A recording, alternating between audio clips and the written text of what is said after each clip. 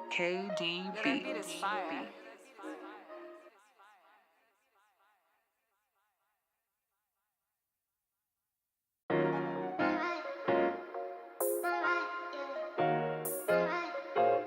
KDB. That beat is fire.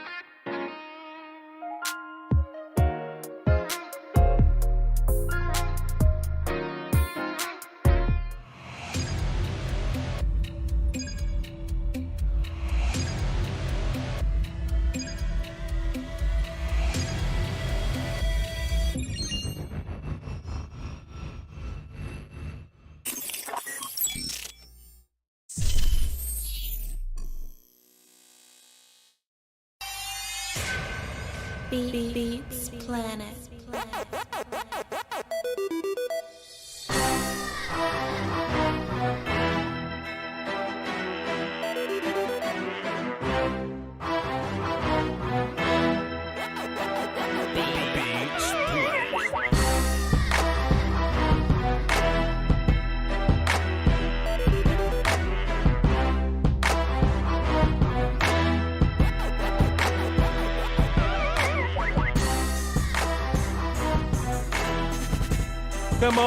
Come on in. Let me check and see if we good. The conference has been unlocked. I'm gonna say this one time, and it's gonna be the only word call y'all little goofy asses get today.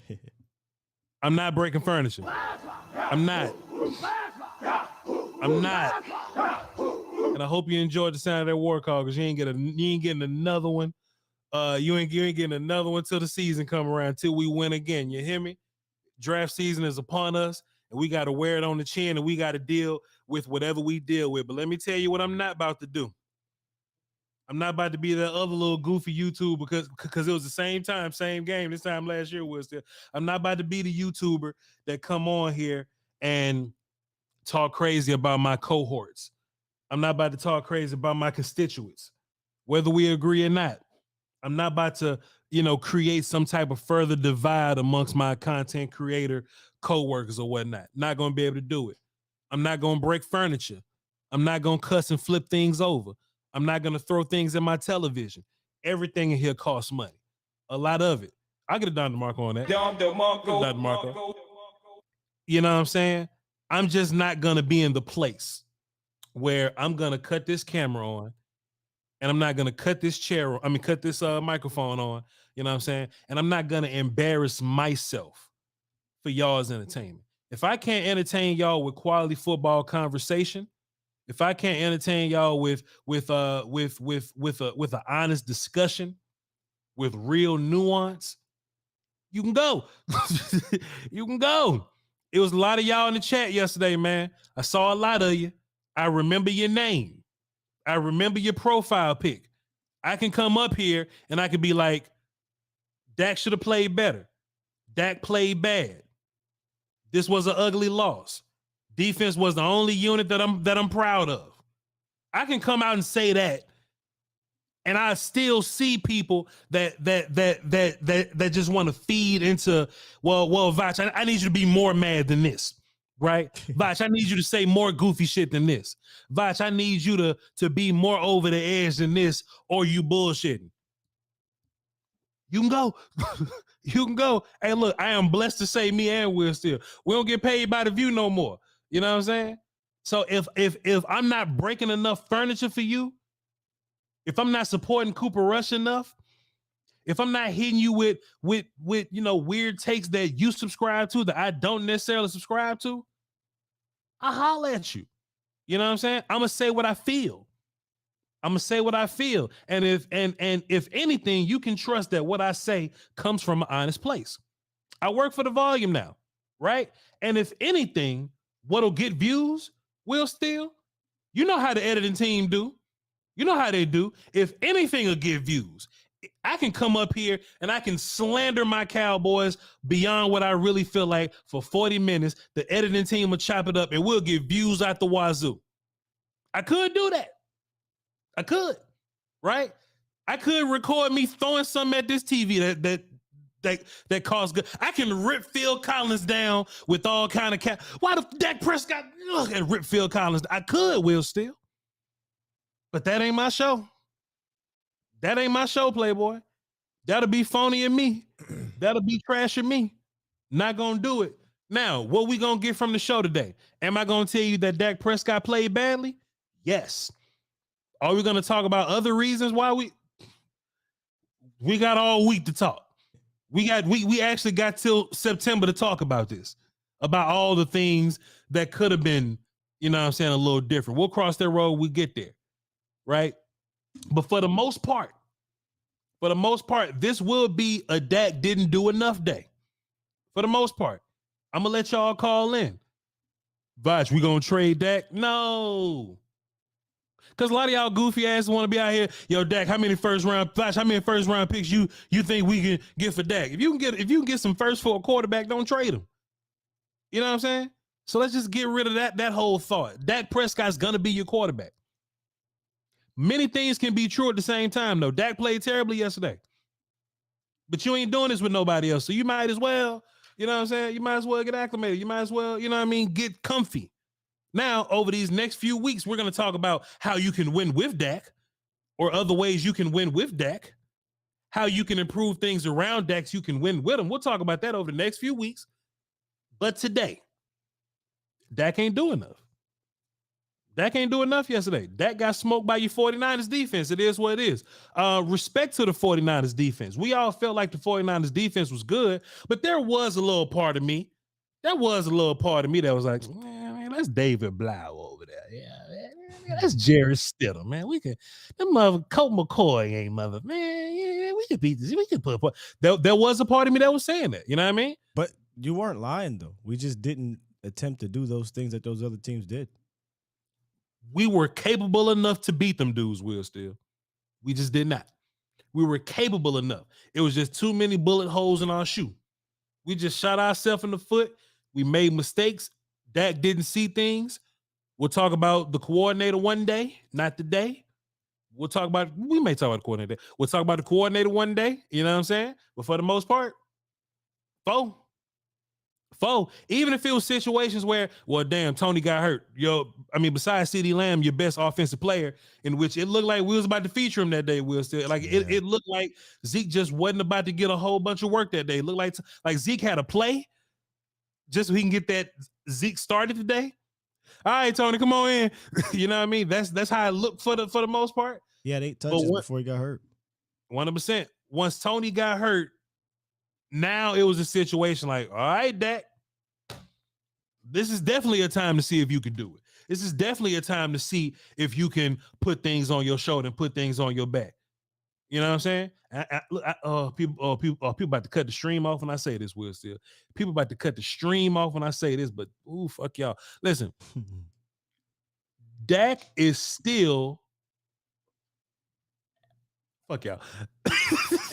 Will, hold on, Will. Dak is still a top 5 quarterback, man. But he's just a guy that you got to put pieces around, man. That's fair, right, Will? Will, is that fair? Huh? What? I know they want to hear that shit, Will. They want to hear that shit. Listen, this is my thing, though, bro. You can go at this at 2 ways. Let me cut a little bit of talking music going for us. You can go at this 2 ways, Will. You can either have a quarterback like Jalen Hurts or you can have a quarterback like Pat Mahomes, right? Sure. A quarterback like Pat Mahomes, you can have the wide receiver 2 all-star team. He can carry those guys, right? Or you can have a guy like Jalen Hurts that's top 5, but just give him everything. Give him all the pieces. Give him everything. And you can still have a top 5 guy in that. You know what I mean? Dak Prescott played like shit yesterday. I agree. And he may not be a dude that can do it by himself. But don't you feel like if Dak had better pieces around him, I'm not gonna do this. Y'all don't want to hear today. Y'all don't want to hear today. Y'all want to hear fuck Dak today. But what I'm saying though, Will, go ahead. The more I do this, I've stopped subscribing to numbers. Top this, top that. I agree. Sure. Elite. I stopped using that word because people don't like that word. Dak Prescott is one of the top quarterbacks in this league. Where you want to put him, 5, 10, doesn't matter. He's a guy that you can obviously win with. So that's all that matters to me. You got one that you can do it with, but you just have to make sure you do it right? You know? Yep. And he had the opportunity yesterday to Tony Pollard goes down. All right, man, this could be one of those games where you can change the narrative. And this is be flat out honest. He failed in doing so.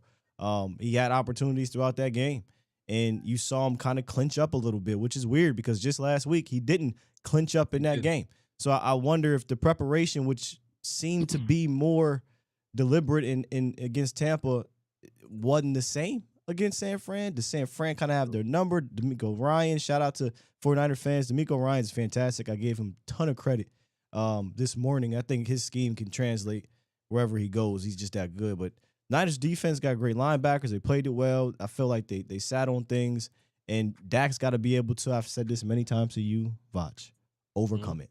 Like if you want to get rid of that narrative, this was the game to do it, and then regroup and see what you can do next week. But he didn't get it done. So the criticism is going to come, is going to be warranted. But as for numbers, top 5, I don't. You know, I've never come on here and said that. I'm just with you. I'm riding shotgun with you. I hear you. He was playing like a top 5 quarterback for a portion of the season, but I think Dak is one of the ones you can win with. You just have to approach it right.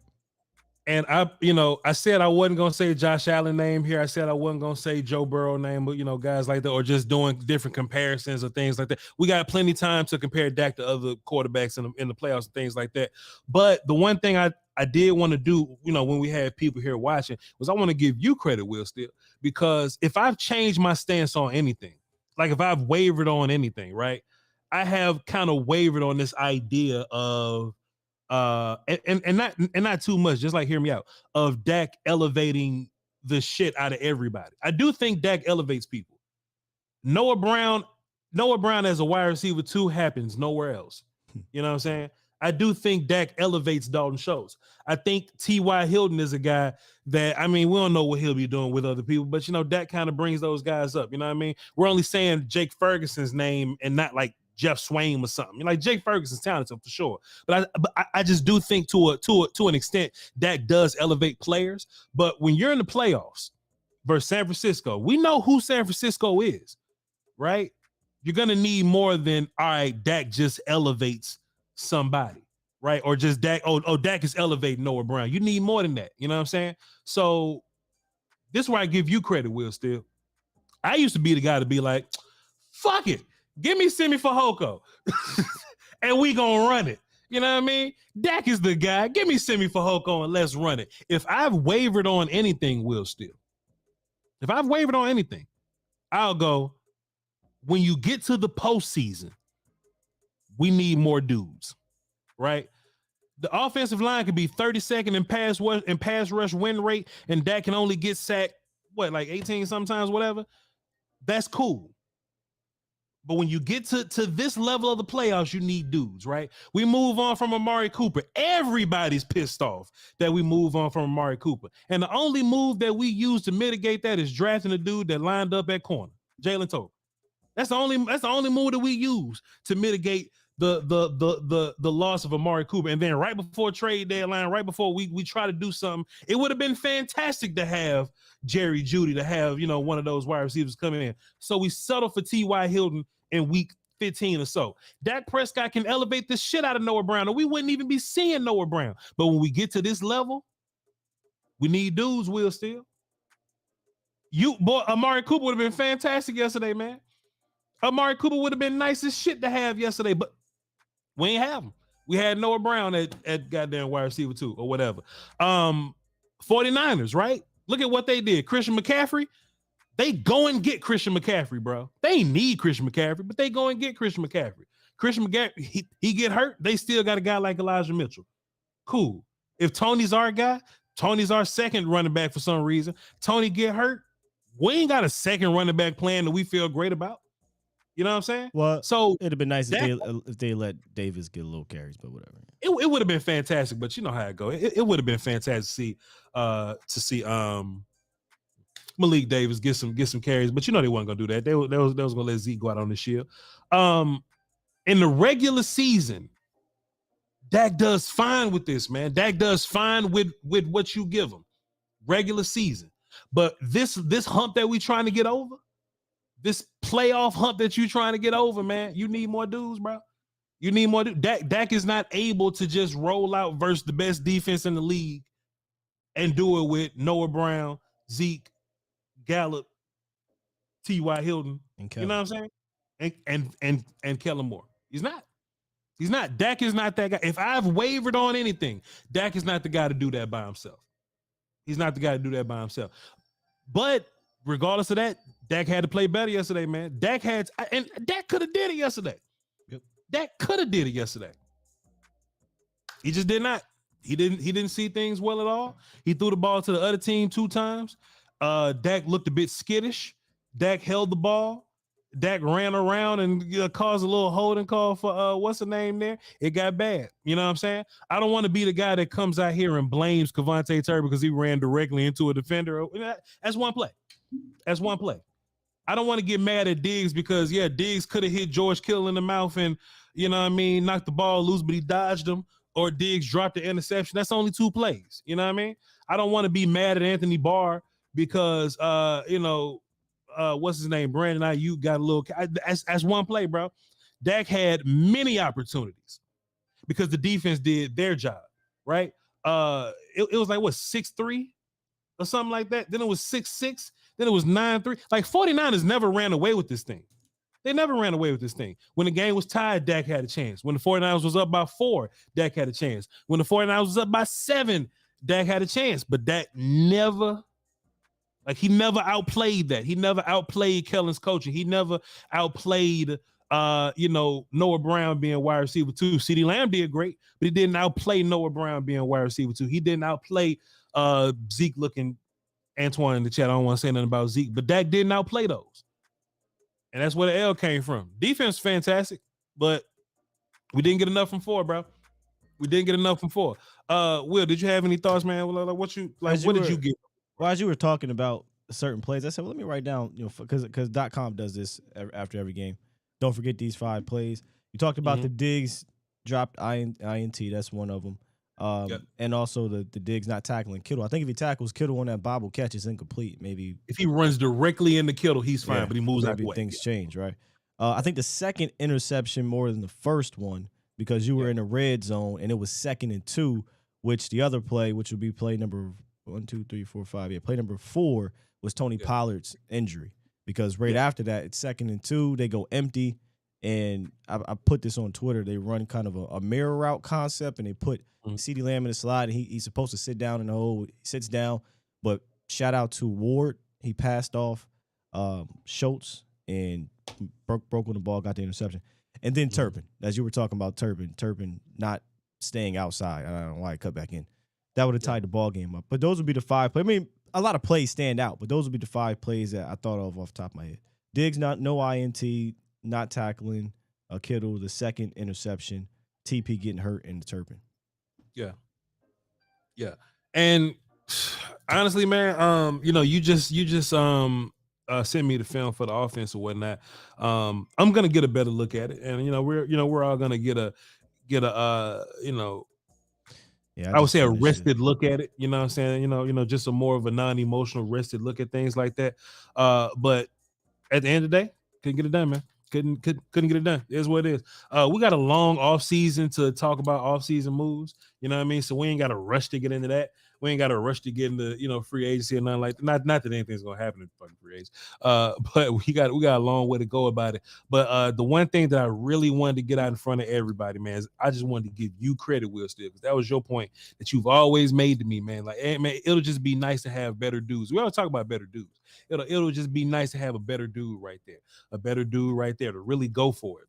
Because even the teams that was at the top of the league already, they're signing better dudes and going for it. And the Cowboys just sit up here watching, like, we're gonna sign some role players. Hankins is an amazing role player for you. You know what I'm saying? I mean, look at the teams that are the Final Four once again. Yeah.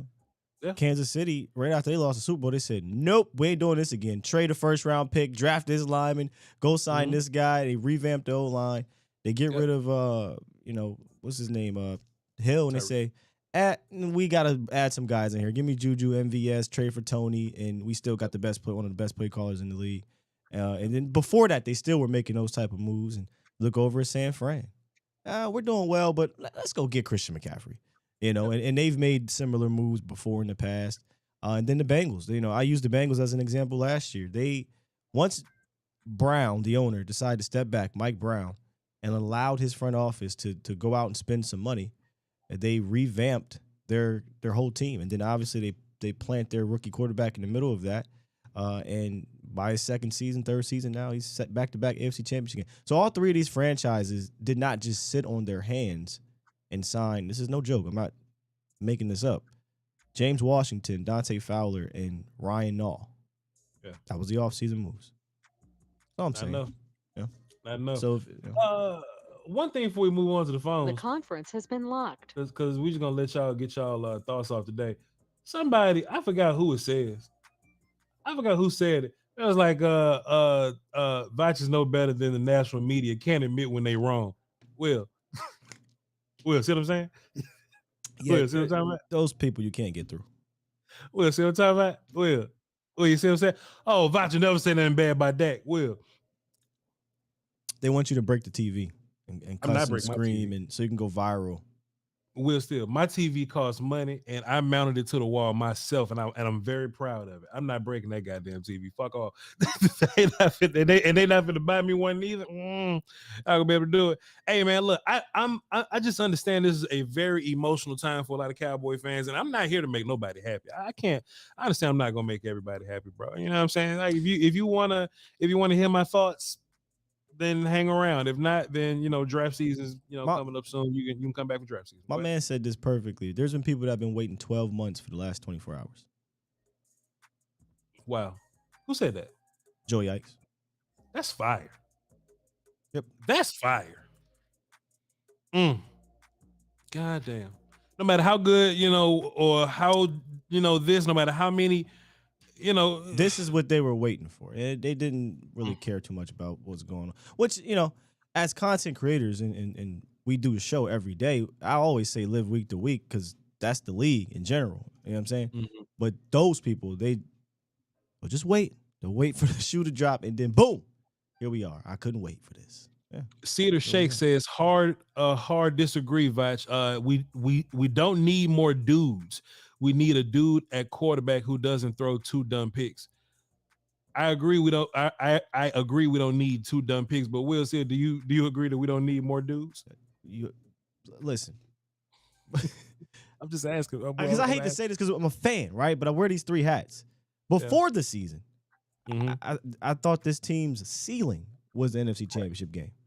Yeah. As this thing started rolling out, especially during the game with these injuries coming to fruition, do you really think they'd have won in the Philly and won? We'd have beat the shit out of Philly, Will. So, we'd have beat the shit out of Philly. I hate to say that, bro. I truly do. We'll never know, Will. Still, we just got to walk away with our 1-1 record versus Philly this week. But I don't know, man. I just think the fan base is particularly interesting. Like the people that are complaining about Kellen all year, or complain about Noah Brown all year, or complain about the non-Cooper sign, or complain about Zeke all year. All of a sudden, I don't know. It is what it is. I'm not gonna read the chat too long because that'll take away from the show if I just sit up here and read chat all day. But we got 15 people on the phone. Let's get Blade Brown out the way because I'm sure he has some glowing words for us. He has some glowing words for us. So he about to give his thoughts, and I'm probably about to try to fight him back a little bit, see what's going on with him. But let's see if we can get some good little content out of this. What's up, Blade Brown? Hey, Bossy. He really keep coming in with that. You got to stop talking to me like that. Honestly, like I'm 30. Why, man? I'm 30 because I'm 30. I'm grown. I'm a grown ass man, dog. You calling me delicious? You can't be calling me delicious. I'm a grown ass man. What's good? What's that? What's going on, Will? How you doing, brother? What's up, Blade Brown?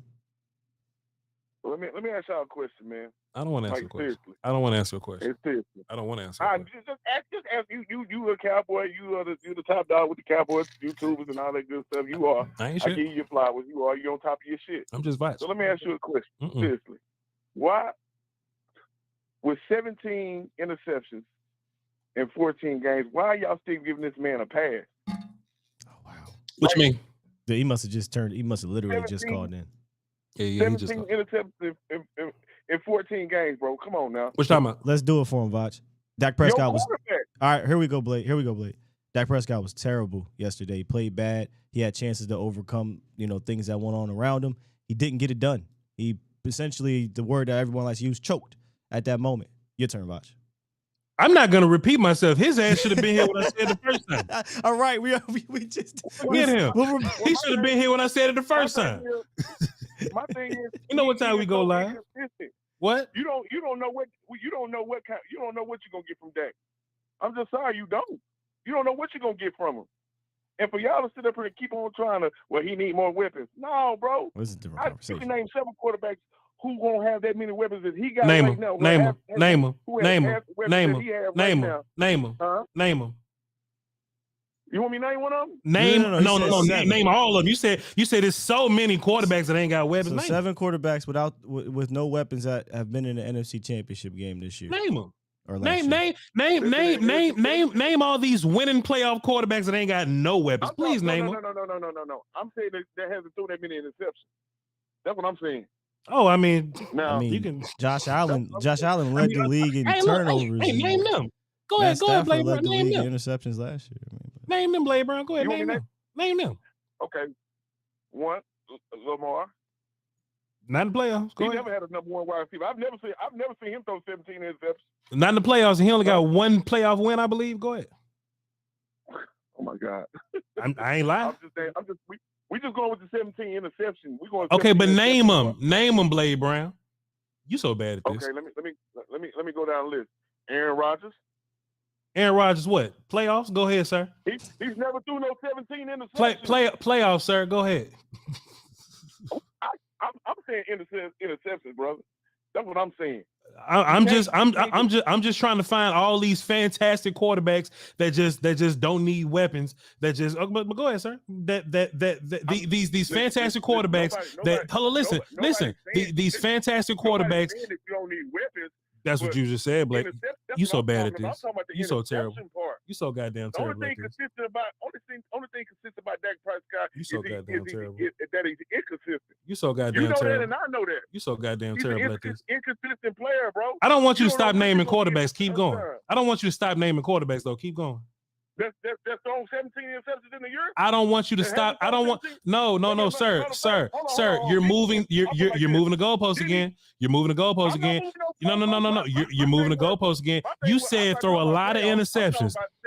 You said throw a lot of interceptions. I'm talking Sir, about 17 interceptions. Sir. And don't hang up with me because I'm making a valid I will point, hang because this you shit being up if real I fast. want to. This is my shit. Listen, Blade I'm Brown, just saying. you said no, sir. His show. You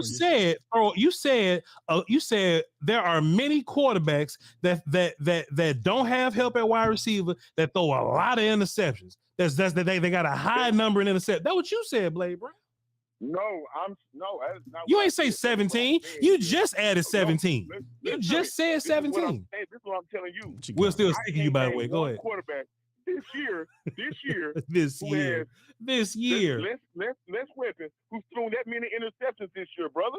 Y'all keep on, and you know I'm not what's your brother. so funny about y'all? Well, you know what's so funny about y'all? Who's y'all? I told y'all that. Man, he threw too many interceptions. And then what happened? In the playoffs, it came back to bite you in your ass.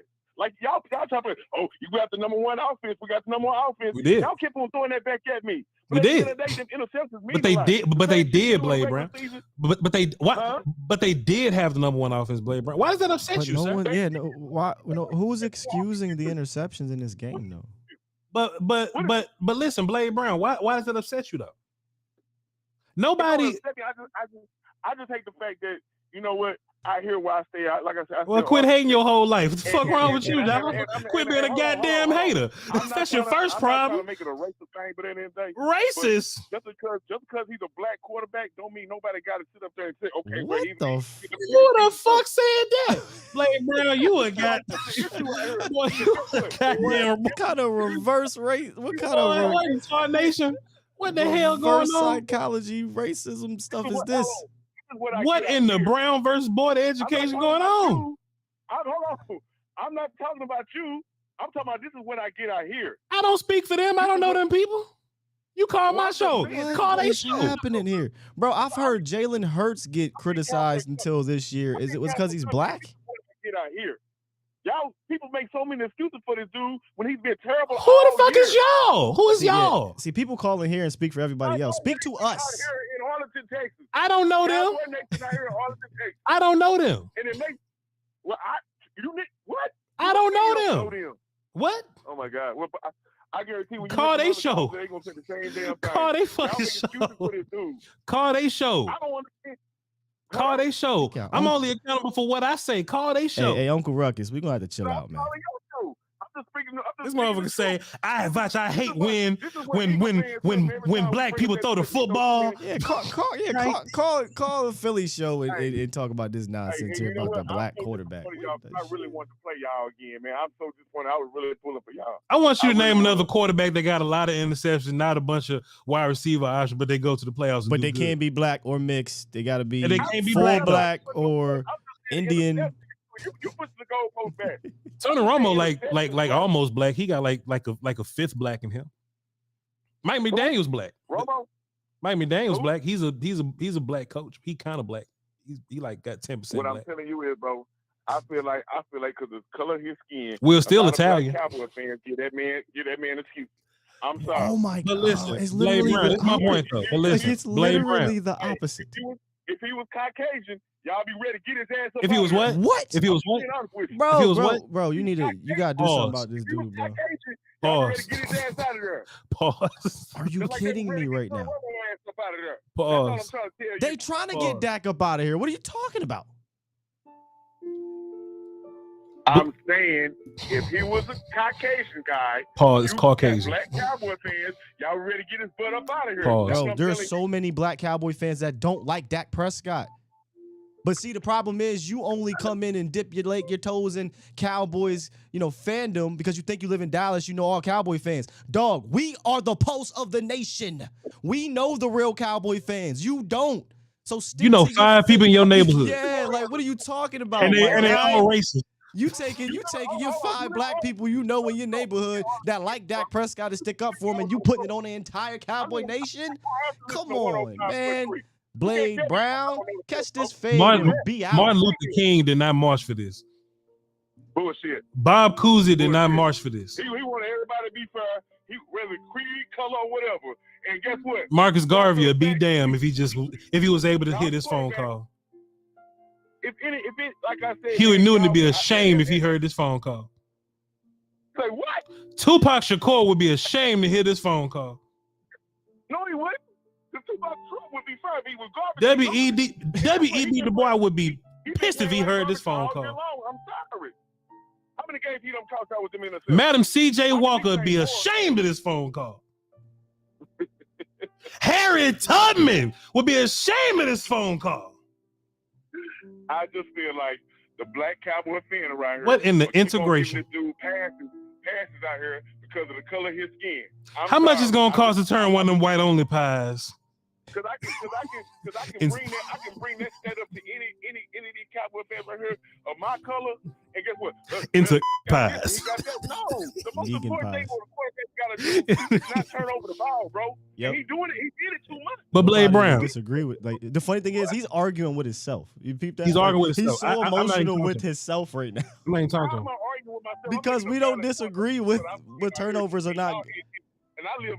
Okay. 5 minutes from the stadium. But how much is it gonna cost to turn these white only pies I mean, you can make jokes, but guess what? You come to Arlington, Texas, into pies? Come to Arlington, Texas, brother. I'm in Arlington, Texas every single weekend. I'm 10 toes down in Arlington, Texas every single weekend, bro. I do a show 5 days a week with dozens and hundreds of black Cowboy fans. I interact with them on a daily basis. You are wrong. So don't tell me come to Arlington. I'm in Arlington every week. What if Jalen Hurts was white? You Blade Brown. You talking about? Jalen Hurts is balling. What if he was white though? What if he was white though? What if he was white though, Blade Brown? What if he was white? What you mean when he white? As long as he balling, I don't care. What if he was white though, Blade Brown? What if he was Italian? If he threw 17 interceptions, get your ass away from her. What if he was Samoan? Y'all don't do that. What if he was Samoan? You keep on making excuses for this dude, and that's y'all problem. All right, Blade Brown, the piano song that went off. I appreciate you, man. Good call. I don't understand how you can listen to us open up the show, holding Dak accountable, and then you're making excuses from. These are the people you can't get through. And I don't know if he's talking about us. He might be talking about his Arlington black, Hispanic, Mexican, Blasian, Haitian, Puerto Rican fans. Not the white ones though. He's basically saying the white folk like get Dak black Dak up out of here. He basically said.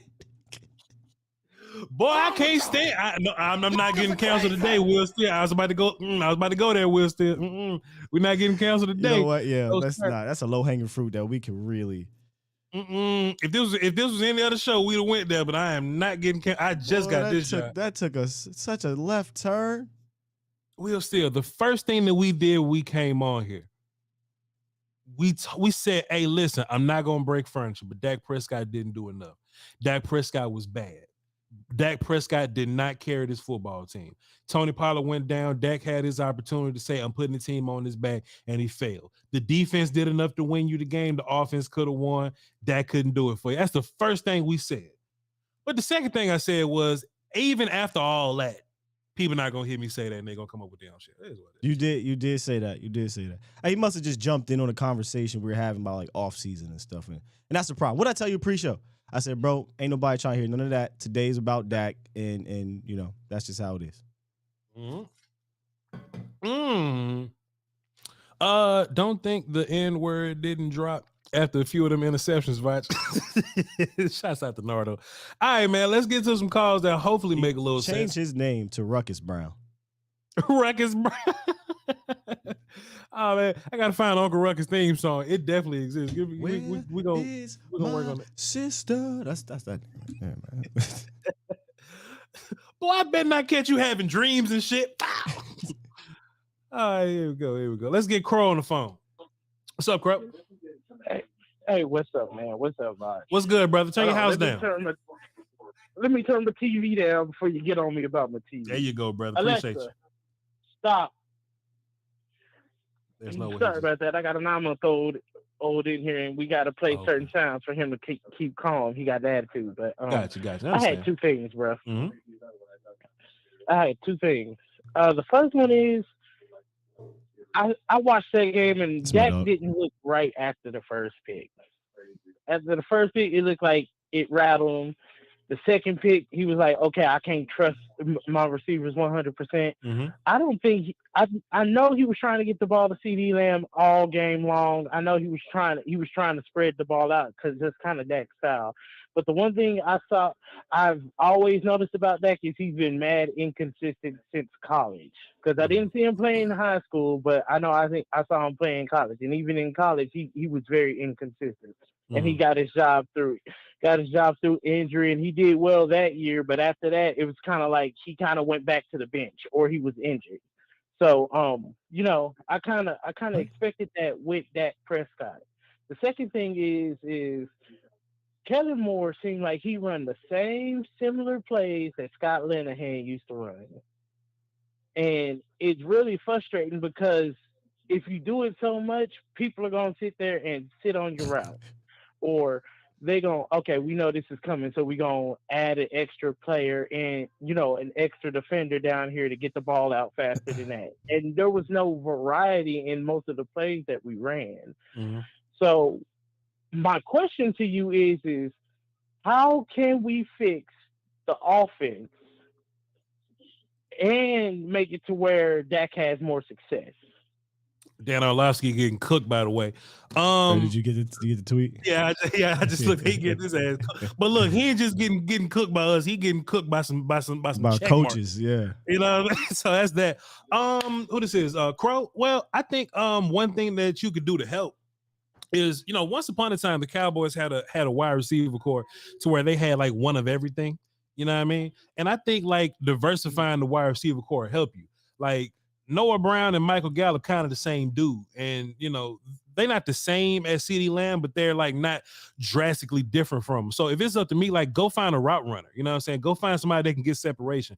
Go find like a deep threat guy that's not 33 years old, I guess, or whatever. You know what I mean? Like see what you can get from Jalen Tolbert. Find you a jump ball guy. Just diversify the offense and not just make it all the same thing. And if Kellen's going to end up being your guy, I mean, hopefully with a different set of talent. I mean, maybe you can get different, passing concepts, different route combos out of those dudes or whatever. But if you're just asking how to just make it, better, just go get a dude that's better than Noah Brown is your first thing. And, get somebody that can, complement CeeDee Lamb and not just be similar to what you got already. Move on from Z. Establish the run game. Establish the run game. If you could have ran the ball yesterday, that probably would have helped you a little bit. Dak still did bad.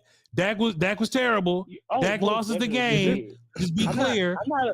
I'm not absolving Dak of any of that. But if we, I'm not at all. But if we could have run the football, maybe some of those looks would be a little easier. But go ahead.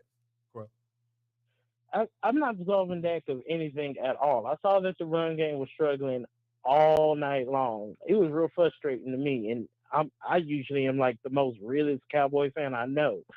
Yeah, but what I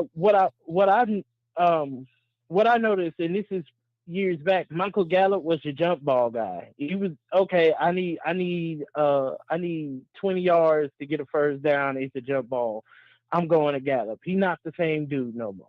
You had little Measly Beasley who could sit there and wiggle waggle his way through the middle of the field and catch you balls. And then you had one supreme number one that's like, okay, I need it all right now. I can go to him. And I don't see anybody like that after CeeDee Lamb. CeeDee is more dangerous in the slot, but he can play inside and outside. But he's not the same Yak Lamb that we saw in college. So he ain't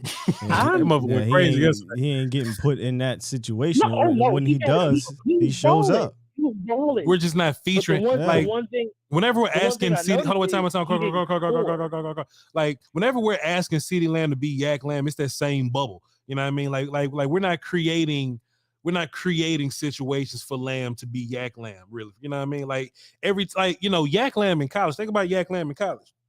I think Lincoln Riley then was coaching at the time. I don't know, could be wrong. But yeah, they were. It was Lincoln Riley. But they created a lot of space for CeeDee. So when he got the ball, he had room to go and be Yak Lamb. You know what I mean? And sometimes it takes 2 or 3 steps for you to be Yak guy. So you can set up your move and turn that into something else. As soon as CeeDee Lamb get the ball, it'll be like a dude around him, and he'll probably make that dude miss, or he'll turn that you tackled me here, but I'll get 2 extra yards. So Lamb is being Yak Lamb, but if you want him to be Yak as shit Lamb, then hey, put him in better situations to be Yak as shit Lamb. If that makes sense. Wouldn't that fall upon scheme and the coaching? Yes. But Crow, I got 10 other callers, brother. Appreciate you, man. Good call. All right, man. Yes, sir. When he brought up the question of how to basically get more out of Dak, no pun intended here, but I think it's to get a different voice in the building that's not Kellen Moore. Sure. I think a different voice can help, and I hate to, I'm trying to pile on Kellen. Y'all know how I feel about Kellen. He's, as much as inconsistency as we say Dak is inconsistent or consistently inconsistent, so is this coordinator. I mean, there's no surprise to that, in my opinion, and that might even be being nice. But what did we say last week? Can we get that bag 4 games in a row from both of these dudes? Can we get that bag 4 games in a row? So I think having a different voice, and when I say voice, maybe it doesn't have to be the coordinator, which I'd prefer. But if it's not, then I keep bringing up this name, John Kitna, because his voice mattered in that room. Now it didn't run along the same lines as Kellen, hence why he wasn't here anymore. But if you can get somebody like that can continue to coach up Dak Prescott, I have a hard time believing Doug freaking Nussmeier and Kellen Moore are coaching up Dak Prescott. Definitely not Kellen. Kellen and Dak are friends. They've been buddies since they came into the league together almost. They almost came to the league around the same damn time.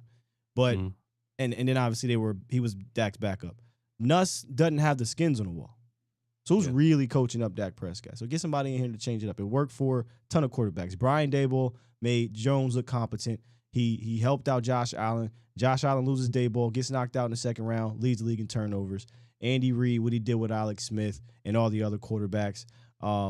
Jared Goff gets Ben Johnson. Look what that new different voice did, in his second year in that system.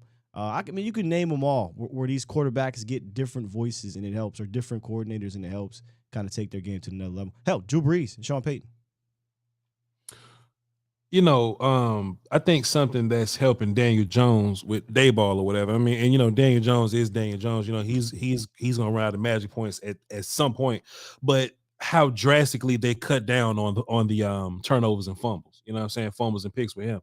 Like Daniel Jones was giving the ball to the other team plenty, and just a small bit of coaching change, all those turnovers from Daniel Jones just go away. You know what I'm saying? Or they're much, much less than they were at first. Just I don't think big change. I don't know. I ain't gonna say that necessarily, but some type of change got to happen. I don't know. We'll see. One more thing though, Will Steele. What's your opinion on that last play, that last hurrah, that when Zeke lined up at center? What was you thinking? Like, what the hell is this? It's embarrassing. Yeah. Like, why they do that to Zeke, bro? I was mad, but I couldn't do shit but laugh. And look, we finally got Turpin. Turpin's finally the first read, and that motherfucker gets smoked as soon as he get the goddamn football. Turpin shouldn't want to do nothing on offense no more, boy. Bro, it's crazy. Turpin can't run a slant for us, but Turpin is in the Hail Mary last ditch effort play. But I got questions, sir. They put Zeke at center, and he got ran the hell over. As he should. As he should. One more thing too before we move on to the next call. You about over Zeke, huh? You about done with Zeke? You ready to move on from Zeke? I think you have to. Yeah. I think for a while we was like living in this world where we was like, yeah, we could hold on to Zeke, but use the other guy more. You know what I'm saying? I mean, because he was on the team. You can't cut him now. But now that the offseason's here. I think even if Zeke like takes pay cut and shit like that, I think you just move on from him. I just think it's a waste. I think it's a waste at this point. Sorry, Twan. I just think Zeke is a waste at this point. It's hilarious how that conversation has flipped upside down on his head. Like 3 years ago is this team, runs through Zeke. Dak can't even throw for 200 yards without Zeke rushing for this and that. Bro, Zeke hasn't been that guy for 3 years. Yeah. Shame. Let's get Otis on the phone. What up, Otis? Nah. What's going on, man? What's up? Hey, it's this Dak conversation is tough because it's not nuanced, man. Sure. I agree with you. I still got Dak top 5. Sure. I think a lot of the offseason moves we did make came back to bite us yesterday. Sure. I think he has a tendency to sometimes he presses when he feels it slipping, and we don't have the horses for that. So that can always come back to bite you. I think especially after Tony Pollard went down, he felt that. He was like, we got to get a score. And you know what? When you start doing things out of character, you're going to turn the ball over. But I think the turnovers this year are aberration. I think he goes back to being normal last year. Like last year, 37 touchdowns, 10 interceptions last year. You didn't hear anything about it. So when anything happens with the Cowboys, just like Diggs the year prior, that they can harp on, we're going to hear about it. But when he probably throws 8 interceptions all year next year, we won't hear anything about it. Won't give him any credit for it. So when you have a quarterback like that, you got to help him out. Yeah. Just because he might be good doesn't mean you stop coaching him and trying to help him improve. Yeah, that's not fair. So those are my 2 cents about it. I'm a Zeke fan, but I think it's time Zeke got to go. Yeah. Fair enough. Fair enough, Otis. Fair enough, my guy. Appreciate you, man. Fantastic point. Me and Will still about to talk about that right now. Now, Will still, this is hilarious, right? Because Dak, his whole career hasn't been a turnover guy. Like this is Dak's first year. Yeah, it's an anomaly of his career. This is his first year being a turnover guy. You remember once upon a time, and I don't make many of my assessments about what Cowboy fans think. Sometimes I do.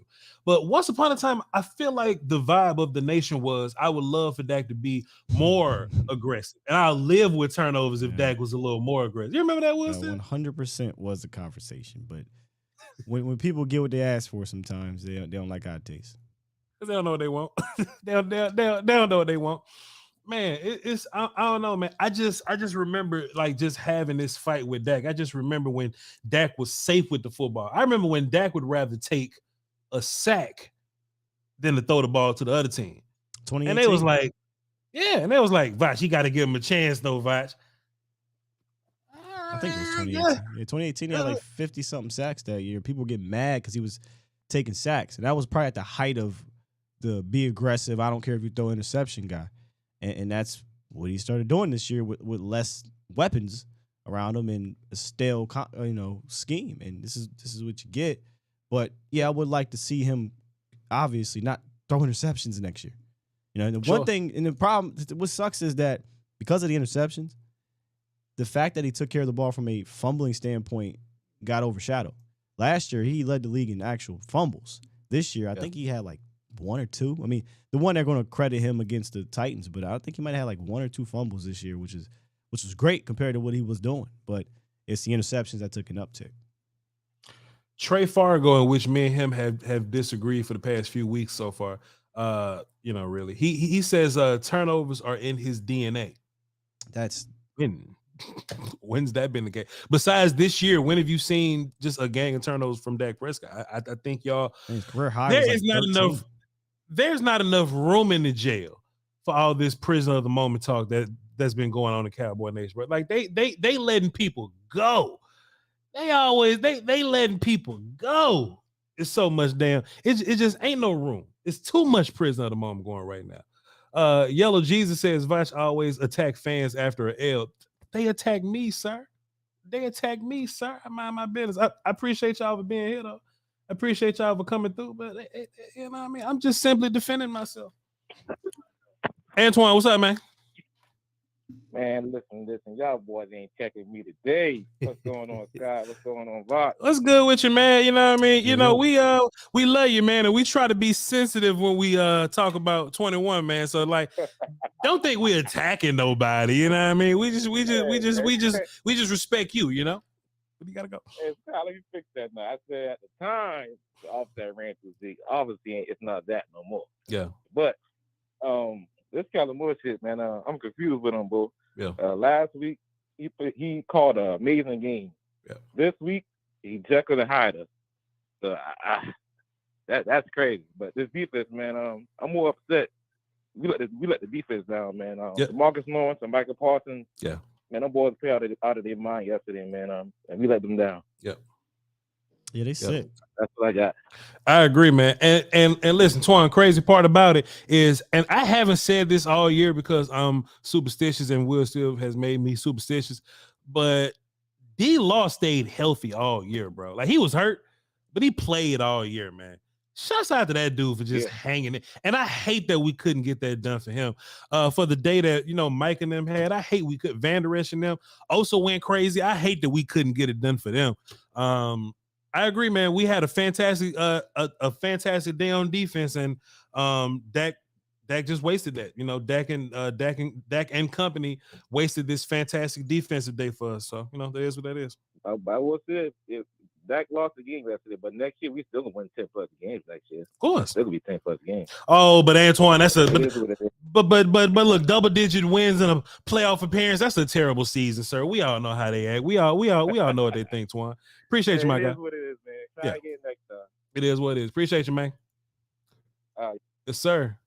Now, Will Steele, one day it's funny how I defend myself and people think I'm just fighting fans because, what's going to end up happening is they're going to be like, well, if Dak ain't XYZ, name the quarterbacks that whatever. And people going to say names like Josh Allen, Justin Herbert, and, names like that. Some fools may say Daniel Jones and people like that. And, I'm going to be like, well, what happened to them?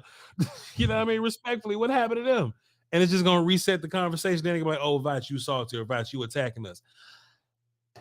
I just think we got to have that conversation, bro. But it is what it is. I will gladly fight that fight. It is what it is. Z got to go. Real Bishop Kane. What's up, sir? Man, what's good, Voch? What up, Bishop? We chilling, man. We working. Man, hey, man. I mean, we all the real nation feeling all the same way, man. Shit, L is an L, no matter who fault it was, but it was for sure.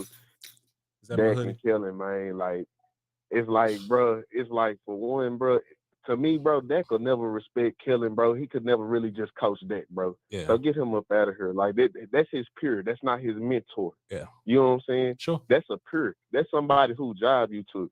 How the hell? I mean, we've been saying this for years. When he first got the quarterback coach job, I was like, everybody feel like he got something on Jerry and them because he steady climbing up the ladder in the Cowboy land. Like, damn, what you got on the Joneses? Because you ain't doing nothing. Right. You know what I'm saying? And then it's like a lack of accountability, man. And one thing I want to say, man, hey, man, I love Dak, bro. Hey, man, but he looking like number 9 now at this point. He looking like number 9 now at this point, man. I try to protect Dak so much, man. But, hey, man, the shit that the Rams did, Goff took them all the way to the Super Bowl, but he couldn't get the shit done in the Super Bowl. They had to get rid of Goff. Even after they paid Goff, they had to go ahead and move on from Goff. hey, we might have to do something. I don't know who. I'm not saying like I got all the salute, but like Dak, he just not him, bro. He like, damn, I like Dak, bro, but he just not him, fam. So what's him though? Let me ask you this. Let me ask you this. What's him right now? What's him? I mean, people like shit. You seeing Joey B? Joey B got more playoffs wins than Tony and Dak combined already. And Give me another example. Give me another example. Give me another example of who him is. Give me another example. Aaron Rodgers, Tom Brady. You know what I'm saying? Aaron and Tom Brady, them? Pat Mahomes. They them? Aaron and Tom Brady, them? I'm talking about Super Bowl caliber people. People that have won the Super Bowl before. And you know what I'm saying? And they can win one. This is my argument, right?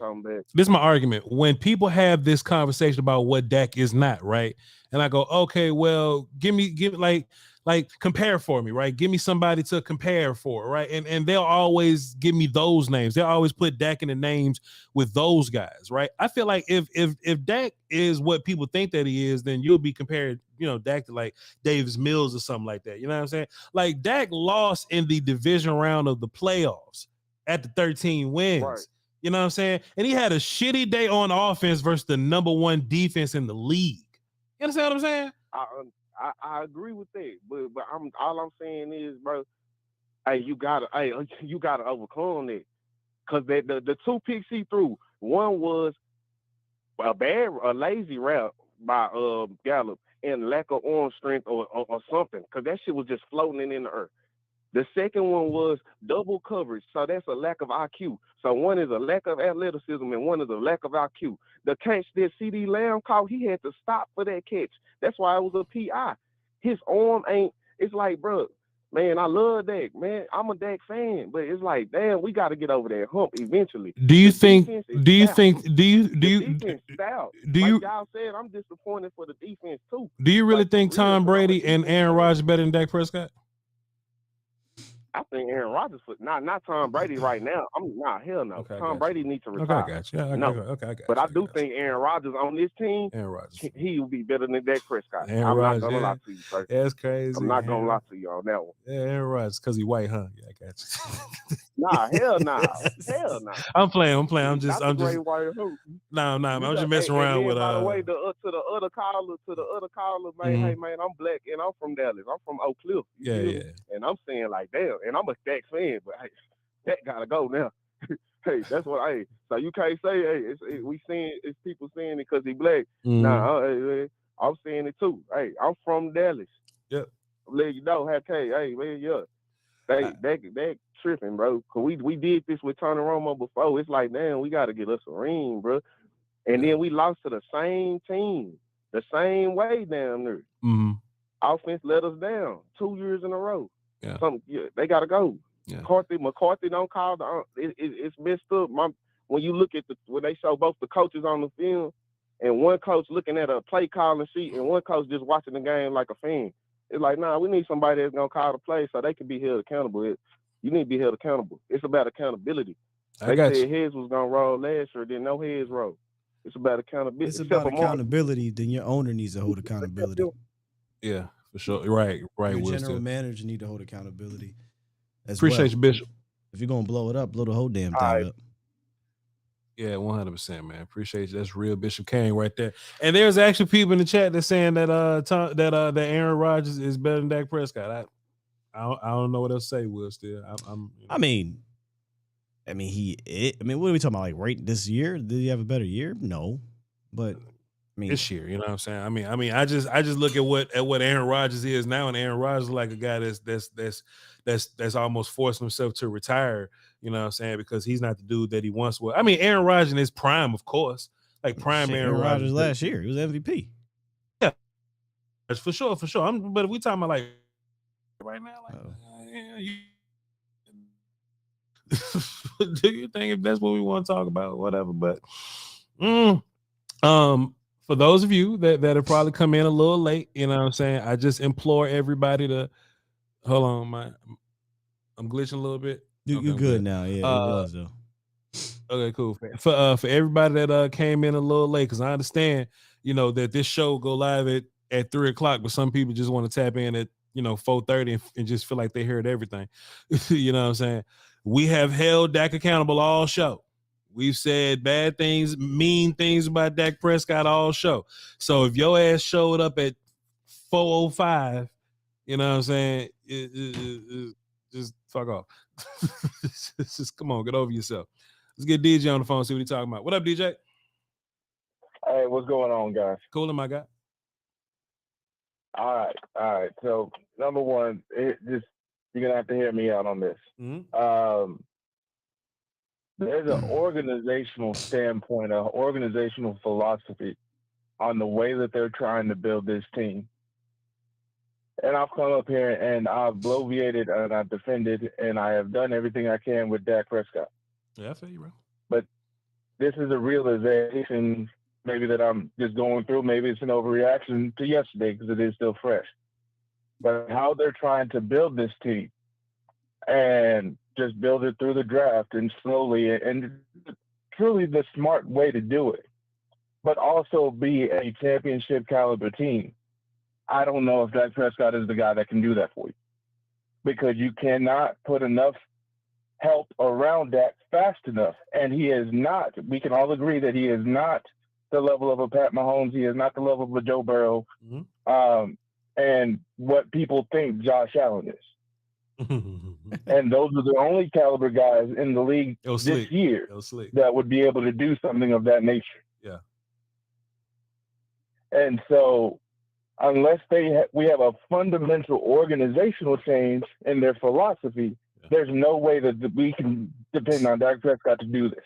Because at the end of the day, if there was a draft, NFL draft this year of all the NFL quarterbacks, Dak Prescott probably on tangibles alone would still go around where he went before. What? If we're just going off the tangibles. He makes his money off of quarterbacking, his craft, and his ability to diagnose defenses and things of that nature. You saying doesn't help out with it all. Hold on, what DJ? Okay. You saying that if we had like a league redraft right now, and you taking everybody as they are, you saying that Dak Prescott right now would be taken in the 4th round? Considering, like for instance, first round guys. Let's say there's 5 guys that are in the first round. I'm a quarterbacks. The first 5, because I believe he's a better quarterback than Herbert, but Herbert has the better tangibles and he's younger. Just come on, fantasy football. Yeah, I don't know. Fantasy football, DJ? No, not in fantasy. Like if the whole, if you just did like a whole a whole, yeah, right. You saying that Dak goes in the 4th round? Not necessarily the 4th, right? But I'm saying he would go. He would be in that second tier of guys, which I would say would be the 2nd, 3rd round. Possibly the 4th. Just keep going, bro. How you want to break it down? Just right there. I'm saying he's probably 7th, 8th best quarterback in the league off of his production this year. That's definitely a first round. Yeah, that's definitely a first. But go ahead, though, DJ. My bad. Pardon me for cutting you off. But what I'm saying is that you would have to be one of those top 5 guys to do what they're asking him to do. As far as that, because without Kellen Moore being able to help him out, and Will still touches this on all the time, maybe they've hit the cap on their marriage and we need to get a new voice in there or whatever. Or if they want to continue to do it this way, we have to go in a different direction as far as quarterback, because as far as what Dak has done, it's been very, very good, but I don't see how much further he can go. Like his ceiling, he's very, very close to his ceiling if he's not already there. We can go back to what he normally was. Let's say he did what he did normally and not have as many interceptions, but he still put this performance out.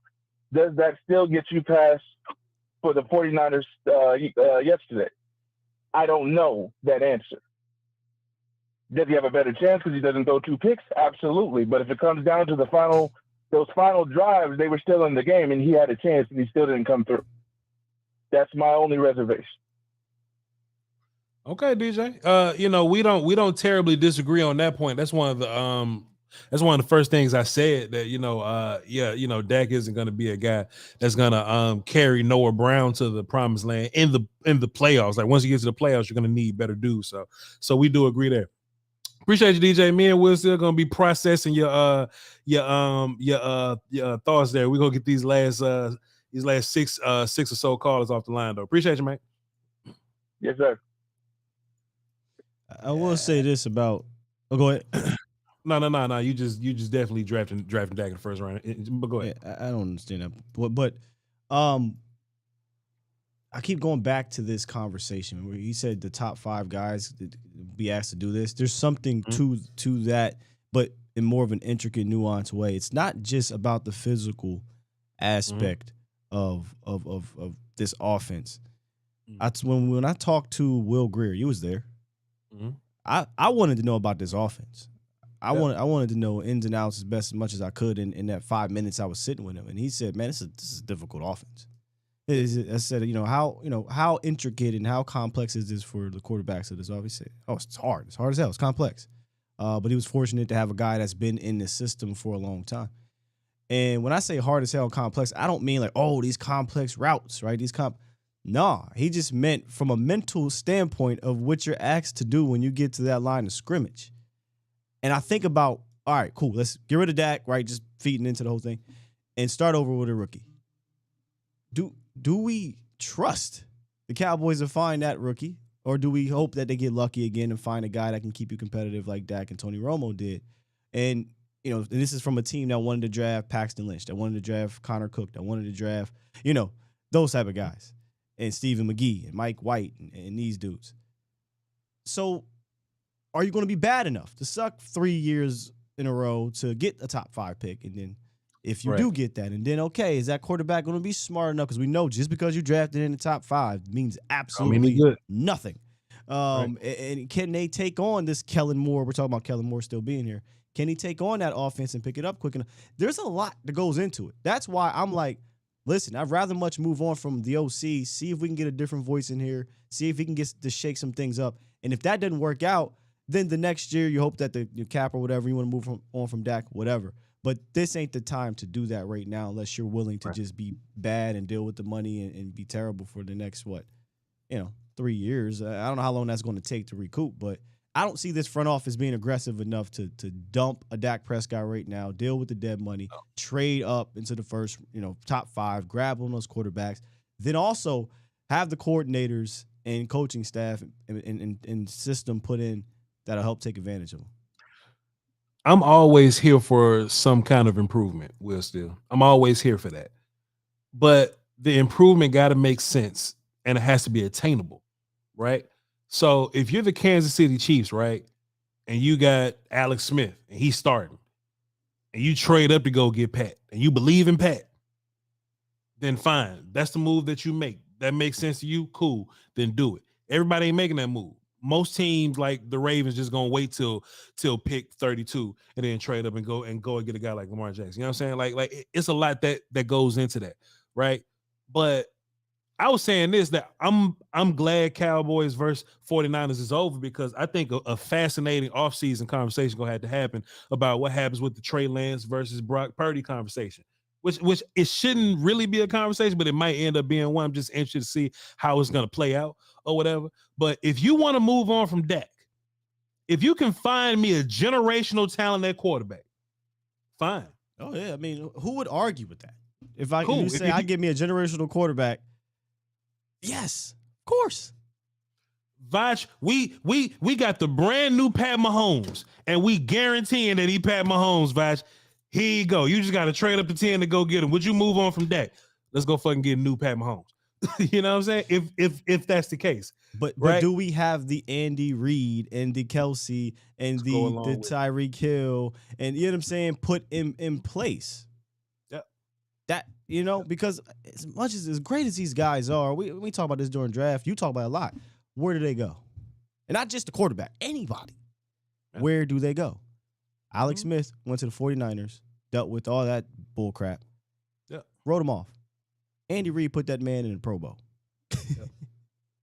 Easy peasy. Easy peasy, lemon squeezy. And another thing, too, that we got to think about is, like,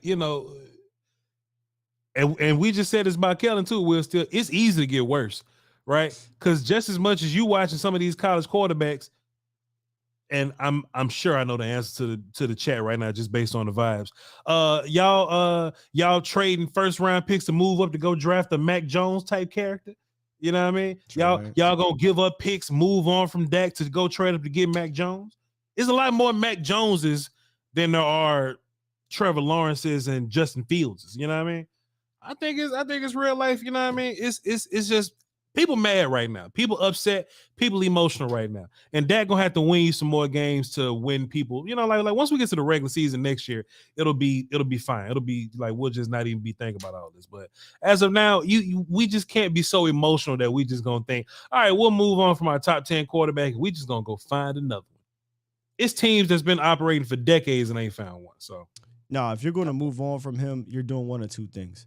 You're trying to acquire one of those veteran quarterbacks that are about to retire types, like the Tom Brady situation, Russell Wilson or whatever, or you're blowing this thing up and you're willing to go through a rebuild phase. And Dallas hasn't been willing to do that. So. Yep. Somebody also says, oh, yeah, but would you trade up to get a Justin Herbert type? Look, I like Justin Herbert, and Justin Herbert is talented. But here's my point. Y'all will get pissed off at Justin Herbert because he don't win in the playoffs. Y'all will get pissed off at Justin Herbert because he throw the ball to the other team. Y'all will get pissed off at Justin Herbert because at the end of the game, he may do a little something because he can't overcome his coaching neither. You know what I'm saying? Y'all do the same shit to Justin Herbert that y'all do to Dak Prescott. You'll do the same shit to Aaron Rodgers that you would do to Dak Prescott. This is a you just pissed off at this situation thing, but it's fine. If you put Dallas Cowboys on Justin Herbert right now, y'all hate that motherfucker too. Y'all hate that. Just like Blade Brown said, that's fat. Look. I'm just hating. I just hate that. Y'all motherfuckers will hate it just because it's Cowboys. I mean, you would. You're not sick. We're pissed off right now as a Cowboys fan. You know how sick we'd be if we were up 27-0, man, and lost in the division. Ooh. Josh Allen can throw that mug to Delaware if he want to, but if we line up against Cincinnati and we score 10 points, you're pissed off at Josh Allen. Y'all just mad right now, and it just happens that Dak is a quarterback. You mad, and this is Cowboys, and it's been a long time. You just mad at him. Deshaun Watson, Will Steele. You imagine if goddamn there was a massage scandal going on over here? You imagine? That part of it we can't overlook too as a Cowboys fan base. 27 years, going on 28 or whatever it is. Like that plays a part in the short leash. Sure. That plays a part in the frustration. Yeah, got a lot to do with it. It's all right. We'll move on though. We'll move on. Chris from San Antonio. What's up, Chris? Yo, what's up, man? How y'all doing? What's good, my guy? We're just trying to make it all make sense for these people today. What's up? What you got for the show? I hadn't talked to y'all since the beginning of the year. It's been a while. I have 3 thoughts, really. Quickly. First of all, I want to give a shout out to you and Sky for doing y'all's thing, like, honestly, like, the whole way through. Like, y'all held it down, and I think y'all have to go get y'all's respect for that, for sure. Appreciate you, my guy. Salute. Second thought. You're kind of right. Like, I'm not mad anymore. I'm more disappointed in the sense that I feel like I finally understand. So because I understand, I'm not as mad. Sorry, I'm working. I'm not as mad because I finally understand. Yeah. Sorry, can you hear me? Did we? Yeah, yep. Come on. Yep. Okay, you're good. Sorry. I was getting in and out of the car. I understand like why, like what, like everything you explained is correct in the sense that like they either need to choose to be a physical team. Like in order to win, you either gotta have like a physical team with concepts that fit a physical team, or an elite quarterback with concepts that will help like an elite quarterback. All right. Does that make sense? Sure. Like, how do I explain this? Like Mahomes. Why does Mahomes do good? Because he has Andy Reid. Why does any of the elite quarterbacks wouldn't be able to do what they do if they didn't have like good play calling? The players that would fit what they do if if they're really elite themselves. Yeah. Now, if you don't have an elite quarterback, you need to have the physicality, like you kind of what y'all were saying earlier. Y'all need dudes like that. Like the team has to have dudes if you don't have an elite quarterback in order to make up for that. And I feel like Dak's definitely top 5. I just think you cannot put the whole bag on him and tell him like, hey, carry us there. Yeah. Without having the dudes, like it kind of goes back to last season, losing Amari, not getting like Zeke still playing. Like I know Zeke is like, we love Zeke. He's not like, his physicality doesn't help us because he's not even fast. Like he's barely physical if anything. Like when you compare Zeke and Tony was the explosion guy, but when you look at the other side, you see McCaffrey and Elijah Mitchell. And then Debo and George and Kyle Juszczyk, bro, they're just too physical. Like they like both offenses stalled yesterday, and we couldn't turn around and just say, you know what, let's just run the ball. Yeah. Their offense stalled, and they were able to turn around and say, you know what, we're gonna run the ball because we're still good at that. We still have that trap card where we can be physical if we have to. If we're gonna do anything, we're gonna do that. Yep. We can't do that because we're missing those dudes. Yep. Appreciate you though, Chris. Yeah. Good call. He was kind of onto something, but it's not about those dudes. It's about they have an identity that they stick. Right. So we talk about this every week. Go ahead. Who are we? Right. I'd rather lose knowing who I am than having to guess what we're going to be every week. 49ers I saw somebody are who they are. Yeah, I saw somebody in the chat say, "Oh man, I just hate that there's a rookie quarterback in the playoffs and there's a 3-year quarterback in the playoffs, and Dak Prescott, who's a 7-year quarterback, is not here." I mean, I understand that, but you got to look at it like, okay, Andy Reid. As much as I hate Sirianni's in there, Shanahan's in there. Joe Burrow and them are probably overcoming whatever's going on. No, with Zach. they're not overcoming. No. Callahan and Zach Taylor have a fantastic scheme, and Joe Burrow's just that guy. I ain't really fooling with Zach like that. But I love Joe though. I love Joe, sure. But you're gonna have to hold me on that Zach talk. But coaching matters, man. Coaching 100% matters. And I think quarterback versus quarterback is like national media jargon. Oh, Dak lost to Brock Purdy. Man, D'Amico Ryans and them dialed up some cold ass defense, and that's what got Dak and them up out of there, man. There needs to be some more nuance, but we're not gonna get a whole bunch of. I want to say this to Ride Trap about my 27-year thing. He says that's dummy logic. The 27 years don't have shit to do with the season, so why are you letting the 27 years get you pissed at the results? It's ignorant. That's what he said. You can't ignore that. So people are going to be upset. Forget 27. What about 15? What about 10, right?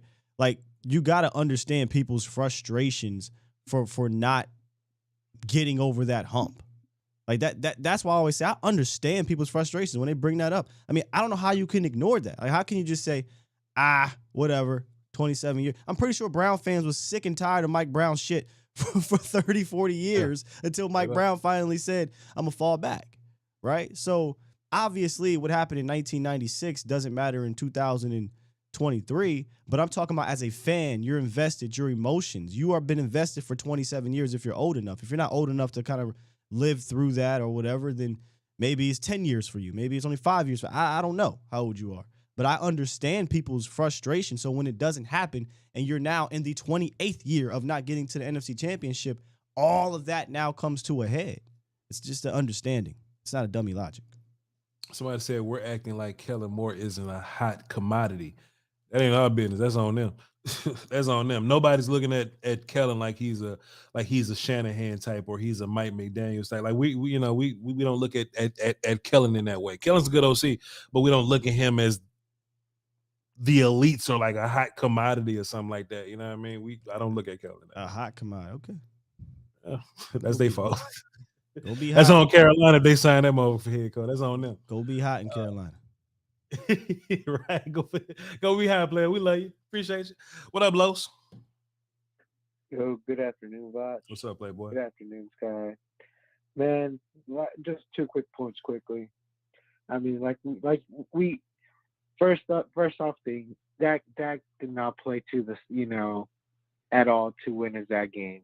those two turnovers literally cost us the game, and you can actually say huge momentum play. And heck, I feel like if we were to score in that red zone and not turn it over, it would have went mostly Cowboys' way from there on. But those are what ifs, correct? So we can't change any of that. But I feel, we didn't even come out there with an identity or aggression to begin with. I feel like we played down to 49ers level. And lastly, we failed this defense. I mean, there's nothing we could do that, Micah Parsons played his what off. D-Law plays his what off. And yes, there's some key plays that I feel like, man, if Diggs would have got there sooner, especially with that Kittle bobble. I don't know what happened with Diggs there, but I feel like if you would just he got out the way, a good lick would have, got a good lick. I don't know. Maybe that ball would have bounced off. I don't know. I don't know what happened there, but there's so many what ifs. But and then that drop interception, correct? I mean, Diggs had a good opportunity to change the momentum there, but nothing we can do can change this game. But I feel like if we went to the mentality of scoring 30 instead of the mentality of like, hey, let's keep this close, I feel like we would have played a whole different type of game style. But man, you can't change what it is. We got to move on to draft season, Voch, like you said. Yes, sir. Peace out. Yes, sir. Appreciate you, Carlos. Gotta move on to draft season, man. It is what it is. Like I said, we definitely wasted a fantastic performance by our defense, but hey, it sucks, man. It sucks. It is what it is. Gotta move on. Draft season gonna be fired up. Sam Rowe, let me ask you, sir, how did you feel when Blade Brown called earlier and he brought up the whole race conversation at quarterback? Sam Rowe, how'd you feel about that?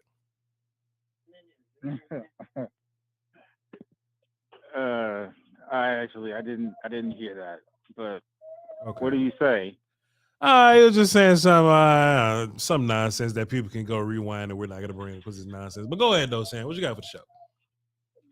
Yeah, I kind of moved on quickly. Like, so I'm probably not as bullish as you are, but I still think, just moving on, like, we got to do what we can do at least for the next year.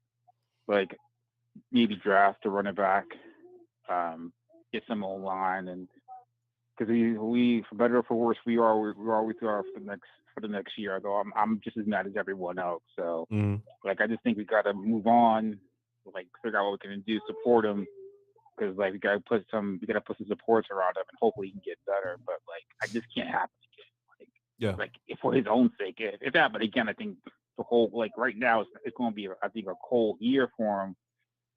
But if it happens again, the whole road's going to turn on him. But I wish him the best. You know what I mean? I just wish him the best, and I think we as a fan base will get better. That's it for me. Appreciate you, Sam Rowe. Good call, man. And honestly, man, I saw somebody in the chat box say this. I haven't really tapped in with it. And then Trey Fargo, I don't know why I keep saying his name. I'm not going to agree with him. Somebody said, how much support does he need? Or how much more support does he need? And on Will Steele's point, San Francisco and Philadelphia don't say shit like that. You know what I'm saying? San Francisco and Philadelphia don't say, well, god damn, how much more does Jalen Hurts need? How much more does Jimmy or you know what I'm saying? Or Brock or Pat Mahomes. Pat Mahomes. Pat Mahomes. Negan. I thought I'm Trey Lance is the name I was trying to come up with. But when they go for these playoff runs, though, bro, they didn't need Chauncey Gardner, but they added the motherfucker.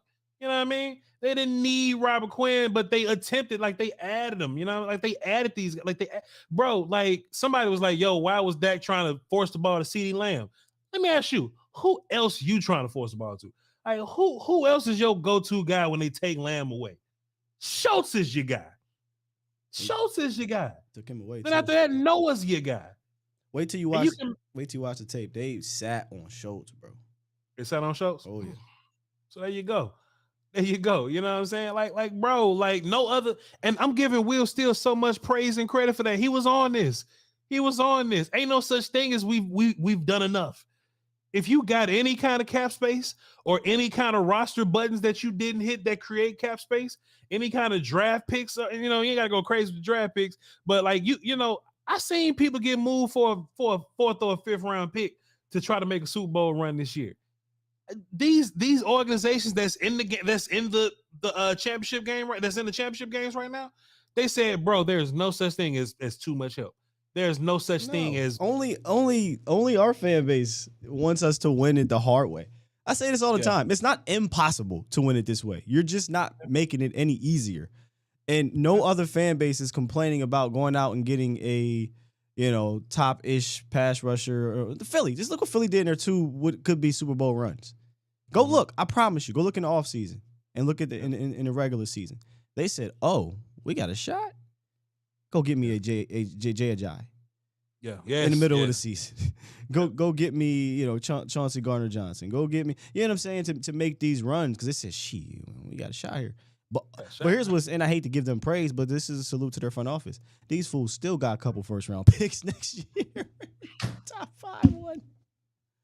Oh, man. Kept moving them motherfuckers. Finesse the damn Saints, boy. Yeah. Finesse the goddamn Saints, man. Like, hey, man, we know y'all ain't going to be shit next year, man. Go ahead and move up this year. We'll take these picks next year. They be like, finesse them boys. They be like, Dak can't do it, can't carry the team. Yeah, I know. That's why I want to go get these people. That's why I want to go get these people. That's why I want to go get these people. You know what I mean? And listen, I don't need style points. I don't need Dak to win by himself to feel good about myself. I will take a Jamar Chase, T. Higgins, Tyler Boyd type wide receiver core. I mean, give me that back. But I trade all that shit for Kyle Shanahan though. Yeah. I trade all that shit. Kyle Shanahan is so damn good, bro. Oh, he's so good. He's so good. I'm gonna be honest with you. I'm gonna be watching the defensive film, looking at his what he did in certain situations to get big first downs. Yeah. Yeah. I don't even think people know how good Kyle is, though. 49ers fan might know. 49ers fan definitely know. Yeah, they know. Actually, Will Steele, let me hit you with some real shit. How many of y'all was watching the live show yesterday? There were 49ers fans that said they was sick of Kyle Shanahan in my chat box yesterday. Well, be sick and give him. We'll trade you. I'll take that motherfucker. How many of y'all was in the chat yesterday? I will take that boy smooth off your hands, dog. And look, we could do a clean trade right now. A clean trade right now. You get pissed off. Oh my! You pissed off at Shanahan? What he doing with that Mr. Irrelevant? They was mad. They was mad. What they say? They said that he was arrogant and he doesn't learn from his mistakes. I say I'd be damned. Oh wow! Well, I say I'd be damned. Football fans, bro. Football fans are very, very particular people. Look at this. Vimo Santana says Kyle has his moments, but we love him. What's these moments? Point them at. Everybody have those, right? But we all got moments. But y'all scheme. Is he a 49er fan? Y'all scheme is so. Oh my, bro! If y'all had a top 10 quarterback. Oh goodness, man! I mean, y'all already putting up. Y'all already doing good. But if y'all had a top 10, you don't need one clearly. But if you did, could you imagine? Which is why we're gonna have questions about this offseason, right? Like Trey Lance and them, because yo Trey, like Brock stepped right into this motherfucker with no acclimation period and figure this out. You know what I mean? Like we don't want to talk about 49ers right now because people still pissed off and sick. But I think that's gonna be an interesting offseason for them. It's gonna be fun to see what they do, but we'll see. We'll see. They ride Trey Shanahan, bro. Yeah. Hey, Matt from East Texas, what's up, sir? I'll take Shanahan for Shit. everything I got. I'll give my I swear to God, I would, bro. Yeah, your house? It's false. No way. I would live created the Not this bridge. Give me a TV I can watch them on at least. They be like, but Kyle Shanahan in the Super Bowl, he chokes. He got to the Super Bowl. It's false. No way. Not this time. We created it. Not this time. What's up, Matt? What you got for the show, bro? I'm gonna just keep it short and sweet. Yeah. I'm just ready for the content of the draft, player acquisition, team building. Oh, it's coming. This is my favorite part of the year, other than us winning. But just one little side thing: if we do lose Dan Quinn, which all indications say we will, what is your true thoughts of the Cowboys possibly moving on from Kellen Moore? I just don't see them losing both of their coordinators in the same offense. I just feel like if we lose Dan Quinn, I feel like Kellen Moore's a lock. The sad part about it, bro, and Will Steele will give his kidney for Fangio. We already know that, but most likely, we looking at Joe Witt Jr., George Edwards, maybe one of them dudes probably gonna be DC, and I don't think Kellen Moore going no goddamn where unless some team offer him a head coach spot and he, and he like goes and he, what I'm saying, does well on the interview or something like that. Man, Kellen gonna be right here, dog. Right here. I'm like what Will Steele says. I just wish we at least give Dak one more voice, just a different voice with him, ride it out. Ride the contract out and then just go from there. I just would absolutely hate to see him stick in this damn Linehan, Garrett-esque offense for Dak's entire career, and we'll just never know unless he's on a different team balling out. But that's all I got to say. Appreciate you, Matt. I hope we can get into the draft content. Everybody will be fine. We're still young. We're still here. Let's get this thing next year. We gonna you know what? This offseason, bro, we're definitely gonna see how much Jerry wanted. You know what I'm saying? We definitely gonna see like Jerry Jones. I was talking about how bad he want. You know what I'm saying? How bad he want to win win check one, big enough that I won't. Right? Okay. You really gonna see? I don't believe him. I'm not buying it. I know Will Steele not. He buying it less than me right now. Will Steele not fucking with Jerry Jones right now. I just want to see how bad Jerry wanted for real. I know the answer, but this offseason really show you because we're not losing too many people, too many key players or whatever I would say. And this would be a fantastic time to load up during the draft and to go acquire some, just put it all on the line to get some free agent help. This will really tell you how much Jerry wanted. And if you don't make the moves that you think, I'll let you know. That'll let you know what you need. What you need to know right there. Let you know. Last call for the day. 817. What up? Who this? Hi, this is Brandon. What's up, Brandon? What you got for the show? I think a few callers have come close, but then they start to veer off track, and it gets me all worried about everybody's mindset. It happens, man. Yeah. With Dak, if you think about his career, you guys have already touched on it. He was conservative, very safe with the ball when he was a rookie, came into a great situation, balled out. He's been the starting quarterback ever since. Yep. Then he was a little safe. 2018 happened.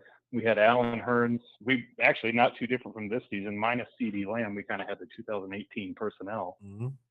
And then John Kitna came in and kind of changed Dak forever. Yep. You remember what he told Dak? Let it rip. His phrase? Let it rip. Let it rip. And that's what Dak was doing this year, but with not enough help. So if you're letting it rip into these tiny windows, you're going to get more turnovers. So what I'm concerned with is the team building. And, all off season, during the draft, during training camp, we were all kind of asking the same questions. Like, are you guys going to try to upgrade the wide receiver group? Because it doesn't seem like this is enough to cut it. And then you get to the playoffs and you're playing all these teams loaded up with talent. What do you think is going to happen? And we saw what happened. Mm-hmm. You have to march down the field on that last drive desperately, and you don't have any hope that you're going to get much help. So I hope that we can get a sense that they're going to put all their chips in and really go 100% and try to win like a playoff team can win. Yeah. And not put it all on Dak, Mm-hmm. Fair enough. And, and that's basically what I was saying earlier a couple of hours ago, that, Dak can elevate guys. But I think that's like regular season talk. Like when you get to the playoffs and everybody gets better, you just can't roll Noah Brown out as your second best wide receiver. Like, all right, we're just gonna roll with these guys. You're definitely gonna need some help. You're definitely gonna need some better dudes. Franchise quarterback. It's not fair, yeah, for sure. But that'll be defending Dak, and that'll be not the right thing to do today. We gotta, Dak was bad. Well, also, you can't put Dak in 3rd and 7 because you're giving the ball to Zeke. You got to let Zeke go this offseason. It's time. Yep, it's real talk. It's real talk. And I haven't seen nothing positive come from throwing the ball to Zeke this year. Like I've seen Dak throw the ball to Zeke a bunch. I haven't seen a positive play from throwing the ball to Zeke. I don't know, man. It's just time to reevaluate that whole situation. Other than that Lions game like 2 years ago, have you really seen it ever. I remember when the draft happened, it was like, he can do everything. He can block, he can catch, and he's never really given anything in the passing game. Wow. It's kind of clumsy looking, and sometimes he catches it. He got that great over-the-shoulder catch for the game winner against Detroit. But, yeah. Been a minute. I love Zeke, but you got to go. Yep. Appreciate you, Brandon. Good call, man. I just put you down platinum. Next time you call in, I know it's you. For sure. Thanks. Will Steele, the things that we do for content, man. The things that we do for content, man. We got to sit up and listen to these people for content, man. You know what I mean? Before I read these super soft, I just want to give y'all a brief rundown on what's to come here. Draft season is on the way. Just want to start breaking down all the prospects. I appreciate y'all for tuning in. How it'll work is I will be dropping like highlighted film sessions of a couple of players, maybe like 20 players this year. That'll be on the YouTube. But most of the players that I watch, well, I'll be watching on my own because I do my own, my own research independently. But all the other, players that I'm going to share with y'all, we're going to be watching film on Patreon, patreon.com/Voch Lombardi. So I'll hit the plug. I'll be like, plug. I need film on boom, boom, boom, boom, boom, boom, boom. And we're gonna watch most of the players, most of the, I would say, bigger name players on Patreon. So for those of you that may be watching on the volume or you're brand new to Voch, you don't know how serious we get with draft. Last year we got like 215 prospects. We get busy. We get busy in draft season. You know what I'm saying? And I think draft season is a. I think I do draft better than Cowboys. So if y'all want some of that content, please stay tuned. Please subscribe to the Patreon. That'll be starting soon. Probably not this week because we got to finish up this Cowboy week. The Cowboy film this week. The Cowboy film will be on Patreon. And then we're going to get into draft film next week. Of course, Will Steele, you can always tap me on the shoulder whenever you want to do some draft content. You need some draft film, tap me on the shoulder. Let me know, sir. What else we got? My Twitch, twitch.tv/Voch Lombardi. If there's anybody in the chat that regularly has been watching Twitch, we've been going crazy on Twitch. We've been having some fun on Twitch. We watched a little bit of wrestling on Twitch. We daydreamed about what our intro music would be. We break down nature documentaries as if it was football film. We watch like a little lion documentary. It was fire. We're gaming over there. Twitch is fire, man. Twitch is fire. We watch different think pieces or whatever. The last think piece we watched was why do we like gangsters in gangster movies? Like it's a fun little environment over there. It's non-football. All the football lives over here. So if you want the non-football content that I think is also better than my Cowboys content, y'all run to twitch.tv/Voch Lombardi and y'all give me a watch. And I appreciate y'all, man. Salute. Cece says Twitch content is a vibe. I bet not be no vibe. Twitch content is a vibe. Y'all go over there, follow and tune in. Appreciate you. Let's get this going, man. Let's read some of these supers. And then we're going to get up out of here. And I'm going live on Twitch when I get off of this, so y'all be sure to tune in. Let's start with the volume side. Super chats on the volume side. Paul Third was the last one. Yeah, Paul Third. He was talking about Brock Purdy and his money. We ain't got to talk about Brock Purdy money. Let's see. We got a lot of supers on the volume side. Okay. Shouts out to y'all. Wait, I lost you. What's the day? The 23rd? Okay, cool. Okay, I lied. We don't have a lot of supers. We had a lot of supers yesterday. I lied. HK Draw 5, it says, who do you want for offense coordinator, Voch and Sky, and why? I don't really watch film on offense coordinators, but I'm sure there's some assistant quarterback coach on one of these good squads. I'll put some names together for the people. I've been hearing that question a lot. Yeah, I don't really watch film on offense coordinator. I just, whenever I hear a name, I'll go, well, cool. Let me go watch that offense and see what they do over there, and then I'll have an answer for you. So I don't want to give you, false information. I'm not qualified to give out that answer. So there you go. Appreciate you. And Prince H dropped a deuce and says, "Yo, is that Chris from Twin Peaks Saturday?"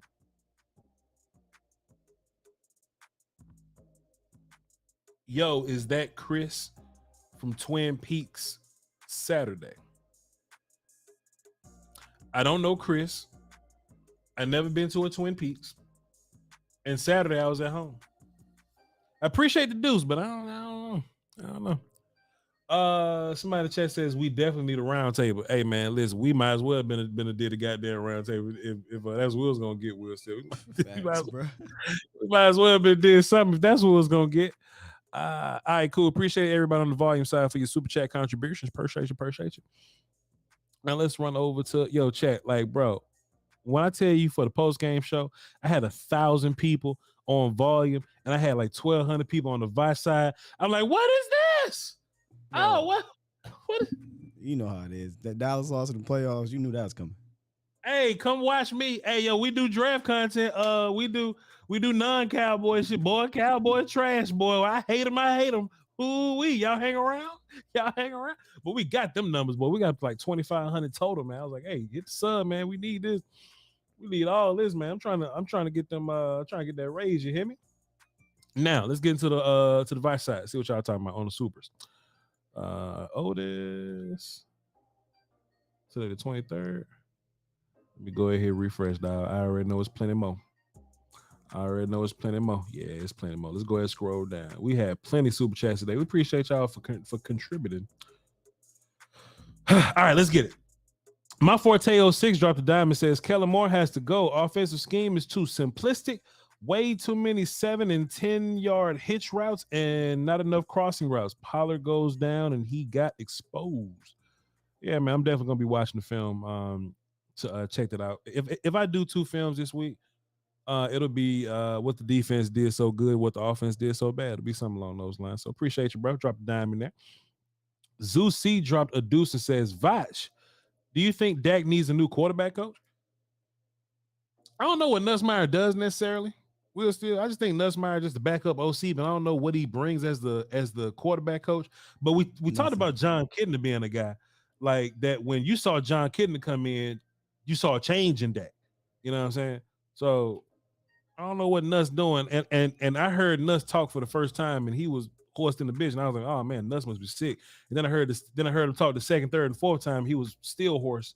So I don't know what Dak may be getting from those conversations, but I don't know. Somebody might get fired. It ain't gonna be Mike McCarthy, but somebody might get fired. But yeah, did you have something on that? Will still quarterback coach on us? Yeah, just anything. Does Dak need a new quarterback coach? Oh yeah, I mean they gave it to Nuss because he's one of their boys. When I say there, I mean front office. He's been around for a while. Whack as hell. Eastside Harold says, Voch and Will Steele, are y'all still ready to put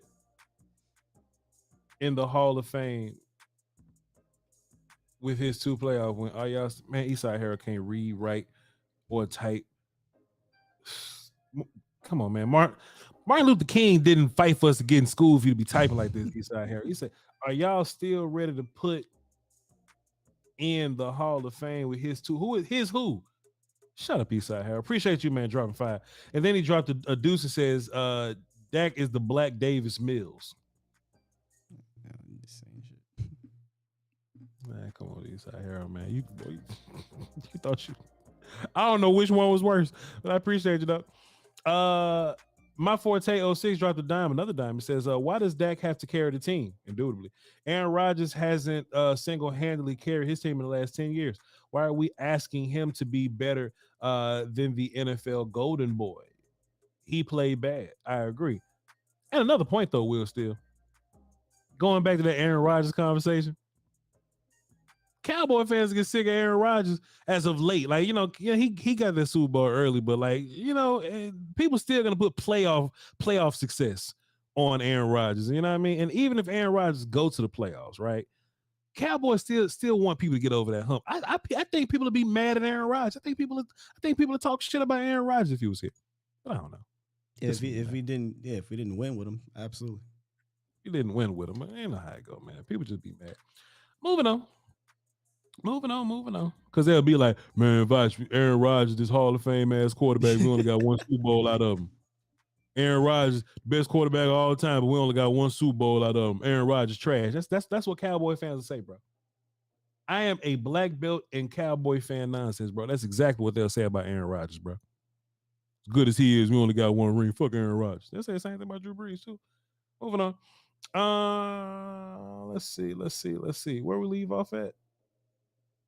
Not We Them Boys. Okay, cool. He also said, all right, cool, read that. We Them Boys dropped the deuce that says we need D-Hop and Jalen Ramsey on this team now. So I know DeAndre Hopkins was a guy that was in the conversation or whatever. Jalen Ramsey, he's available. Will still when this happen? Apparently, there's some disgruntlement with Jalen Ramsey. Of course, can't get them both though. That's a lot of trading and a lot of money, but. One of them would be nice. That'd be fun. D-Hop by what? 31? Nuke Hopkins by 31? 32? I don't care if he's 36. He 36? No. I'm saying I don't care if he was 36. Oh, you don't care if he's 36? Go get him. Somebody, I think it was my man Fresh. He is like, oh, nah, we don't need D-Hop. We just need to get a fast receiver. Shit. I'll take it. I don't care how fast that receiver is. He ain't D-Hop. I take that motherfucker. Chief Fly. Drop the 5 says, out of the 32 teams in the NFL, only 5 of those quarterbacks won a Super Bowl in their career. Brady, Rodgers, Russ, Pat, and Stafford. Is not easy as it looks. Well, Chief Fly, they don't want to hear that, man. Chief Fly, the Cowboy fans, they don't want to hear that. They just want to hear F Dak Prescott. But appreciate you, though, Chief Fly. Sorry if y'all hear these people on this. I don't know what this is. That that's a bus. My bad. Kids in my neighborhood. I apologize. Sushi 817 drop 5 and says, what about Schultz not getting his toes in and not falling forward to stop the clock and dropping one? Yep. Yeah. 3 plays that could have changed the game. Yeah.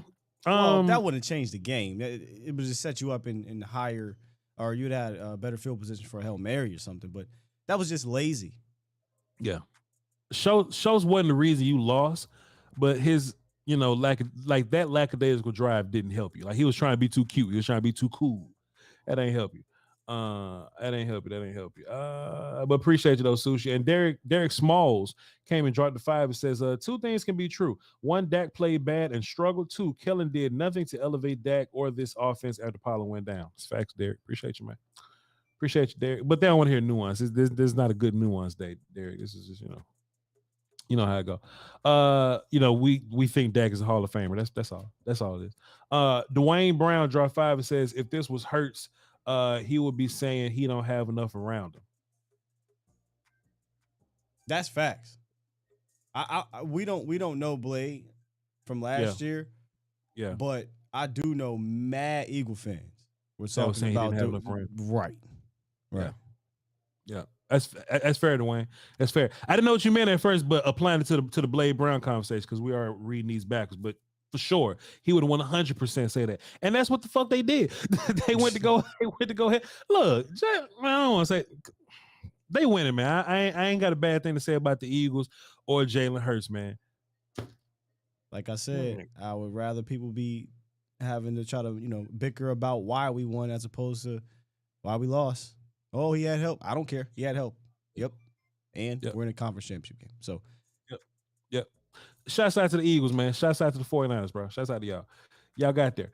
Voch, y'all not giving 49ers enough credit. Fuck off. I have. Let's see. Tyrone Milton dropped a deuce and says, Blade Brown was like, catch me outside. How about that? No, Blade Brown didn't say that. But Blade Brown did say he hate when Cowboy fans that I don't know do XYZ. But it is what it is. He said he hate black Cowboy fans. Yeah, black Cowboys is black. Boy, I hate when them monkey Cowboy fans get around here and they start talking about what Dak Prescott did. What we need is Cooper Rush in here. I'm not gonna do that, man. I'm not getting canceled today. That was a good old Ruckus, though. That was good. I'm not getting fired today. I'm not actually. Let me bring it up.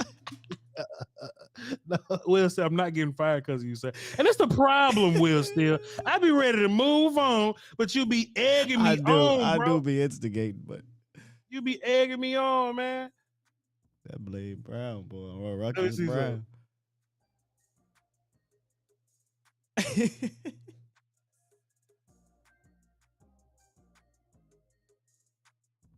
All right, let me plug on the roadcast real quick. Yeah, put it in roadcast. I want that to be clear.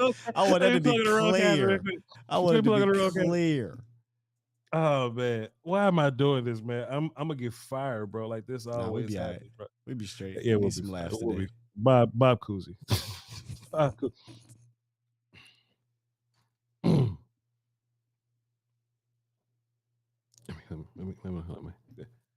Wait. Let me make sure.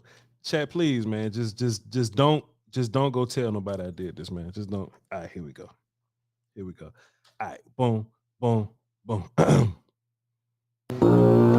Boy, I tell you, life was so much better when Cooper Rush was leading America's team. The world was so much better when Joey Harrington and John Kitna and God's gift to earth, Tony Romo, was leading the way. Then all of a sudden, Dak Prescott come up in here and just sullying the name of the star and just shitting on this fantastic product that the Lord has given Jerry Jones. All this greatness, Dak Prescott is coming here and sullying it. I can't stand him. I get him away from here now, and we'll go to the draft. And ain't none of the quarterbacks good, not because the top two quarterbacks, the kid from Alabama, the kid from Ohio State. I don't want none of them. Give me one of them. Give me one of them Mac Jones types. Give me one of them sneaky athletic, one of them hard workers. Give me one of them smart decision makers. That's the one that we need.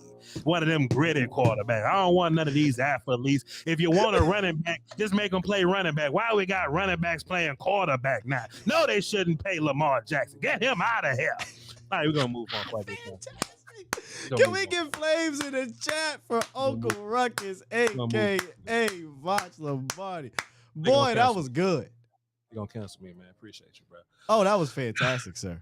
Appreciate y'all, man. Salute, man. Salute. Boondocks legendary, bro. Boondocks. Every time something happen on the internet, bro, I'm like, damn, Boondocks call this shit.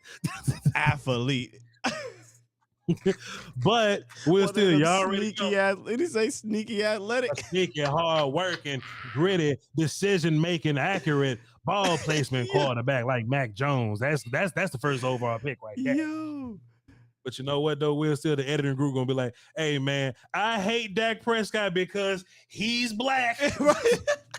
you know that they gonna edit me up, dog. Oh goodness. All right, cool. Crazy, dog. Anthony Richardson, put him in the second round where he belongs. Don't put him with these elite quarterbacks like the rest of them. All right, let's go. Let's move on. Let's not get canceled. Let's get right. We don't want to make nobody uncomfortable. Half of these people don't even know who Uncle Ruckus is, but they about to Google him now. They don't know. Yeah, they about to get Let's see. Let's get into it. Where we leave off at? Tyrone, catch me outside. Cool. Robert Farris dropped 10. That's Australian dollars, I believe. Appreciate you. Respect to you, Voch and Sky. Sweaty cop, sir. Question: if any other quarterback in our system, apart from Mahomes, would they have fared better than Dak with a makeshift offensive line, one receiver, and best running back out plus bad OC? Well, still, do you think Josh Allen and Joe Burrow and Justin Herbert and Pat, how do you think guys like that would fare in our offensive setup with Kellen Moore? I think like one or two. That'll be all right. I think, but the rest of it, I'm kind of questioning just because I don't trust Kellen to stick with. The game plan. But maybe a Pat, Joe, maybe Joe. The rest of them, fantastic arms and whatnot, but I don't know. Yeah. Creative Genius says, how many times did you practice that, Voch? I just thought of it in my mind. Voch is naturally funny, yo. I just thought of it, man. But anyway, which is why I always say my non-football content is way better than football. Like when we just on Twitch, twitch.tv/Voch Lombardi, and we just in there chilling, like that's way better than analysis and all this serious work. Like just come chill with us when we just kicking it. When we hanging out, man, come on, man. Ain't nothing better than that. Hanging out with Will Smith. We don't even talk football 95%, if not 99% of the time. Yeah, come on, man. Cool Hand Lou drop 5. It says Blade Brown got friends that throw a party and count the number of black people and they let them in. 1, 2, 3, 4, 5. Okay, that's enough. He said all 7 of his black friends like Dak Prescott, no matter what. All 7 of them. All 7 at the country club. All 7 of my country club black friends like that. Come to the Arlington Country Club, Voch. I'll show you. I will not. Oh man. I had another joke, but boy, I not gonna be able to do it. Josh Skinner dropped the deuce and says, so we build around Michael or Dak if we want success. Your defense is fine. If you want to add like some help at corner, and I know this is a draft question or whatever, but I think your cornerback position ain't as bad as you think it is. Like, because you just got I think Jordan Lewis comes back.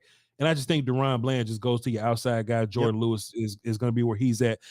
Diggs is going to be your other outside corner. So you got your starting corners. Now you just got to improve the guys that you have and probably get cornerback depth. So cornerback ain't really an emergency like that. If you look at the last few drafts, we've been going crazy on defense. If I had to guess, I think it's going to be a lot of O-line in this draft. It's probably going to be some wide receiver somewhere.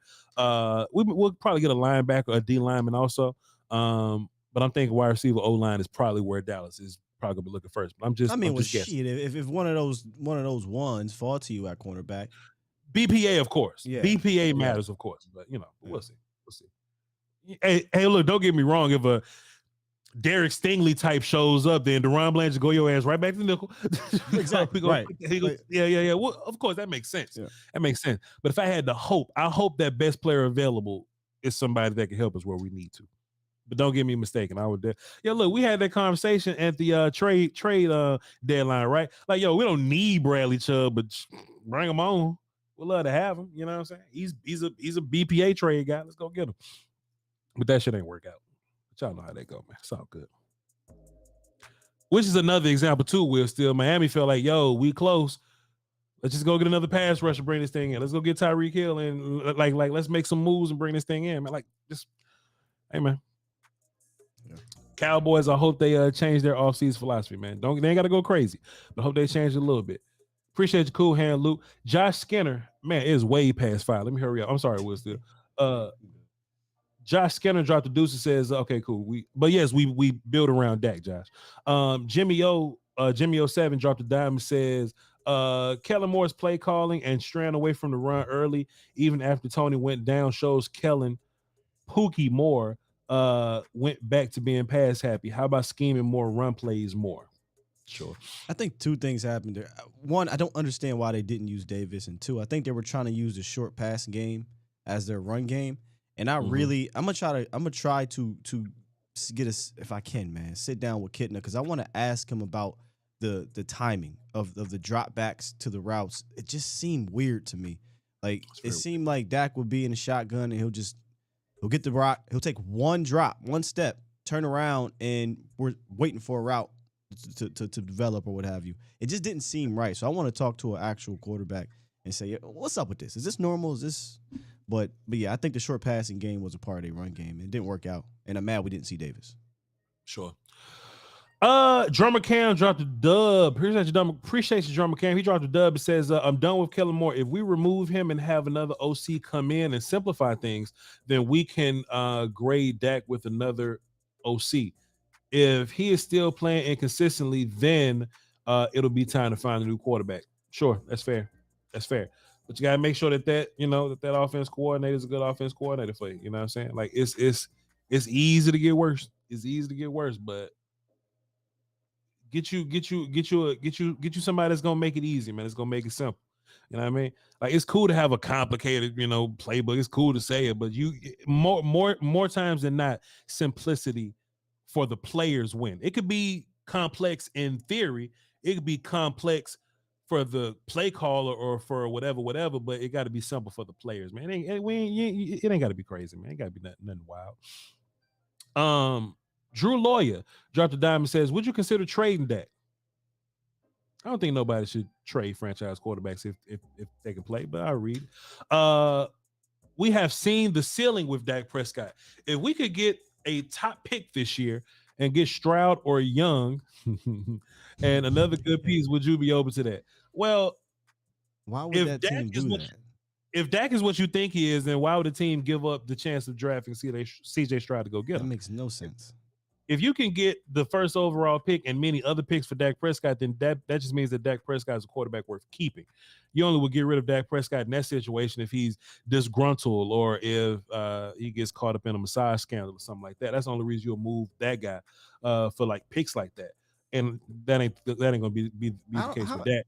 I don't even know how many times that's happened. Like a franchise quarterback getting traded for the first or second overall pick. Because why wouldn't that team just draft a quarterback and say just draft a quarterback in the first place? Yeah. I mean, but look, if you asking me, would I rather have CJ Stroud or Dak Prescott? I mean, it's gonna take a lot of hindsight for me because I know what Dak can do. I know what Dak can do. You know what I'm saying? And of course, I got to watch film on CJ Stroud. Go ahead. Depends on your motive. If your motive is, hey, I want to blow it up, I want to start over, then obviously I'll take the top 3 pick and give me a quarterback. But if your motive is, no, I just want to get rid of the cap and try to build around this young guy and still win a championship, well then no, because your cap is still going to take a hit. And I have no idea what that quarterback's going to do year one. We ain't got time to play around. Who is this? Okay, Drew Lawyer. And look, I've also seen this, Will, like we've hit our ceiling with Dak Prescott. I mean, that may be true. From him. But I don't think you've seen the best of Dak Prescott. Like, we wouldn't know if we've seen the best of Dak Prescott unless you have a better offense coordinator. Yeah. Because you can say, oh, we've seen his ceiling, but if Dak was in Shanahan's offense, does he get better? Right. But you're right. The caveat. I think this is the ceiling with Dak and Kellen Moore. You may be able to build another level with someone else. Because like I said, I rattled off a bunch of different quarterbacks that hit a different level with a different coordinator. But with this coordinator, oh yeah, you've reached your ceiling.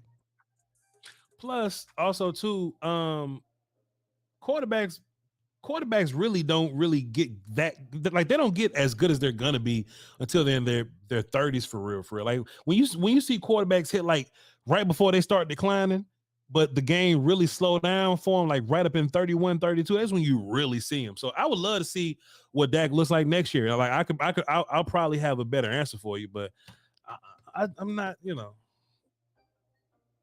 give me another OC and we'll just see what happens, man. Give me one of them Mike McDaniels and we'll see what happens here, man. Give me fucking Tyreek Hill and we'll see what happens. If Dak had Mike McDaniels and Tyreek Hill, what you think he'll do? I tried to get Mike in here last year. Well, the conversation earlier, people were saying, I think you were bringing it up actually, do X, Y, Z this year. I'm like, bro, that's exactly what I said last year. Like build on that last year. But yeah, I would have loved Mike McDaniels calling plays here. Moving on. Mike McDaniels, Jalen Waddle, and fucking Tyreek Hill. Here we go. Drummond Cam. Okay, we got Drummond Cam. Cool. Drew Lawyer came back with another dime. Did he? No, he didn't. LA Chargers fan dropped a deuce and says thoughts on Deron Bland. Fresno State represents. It's fucking fantastic. And Deron Bland's probably gonna be the cornerback too for you.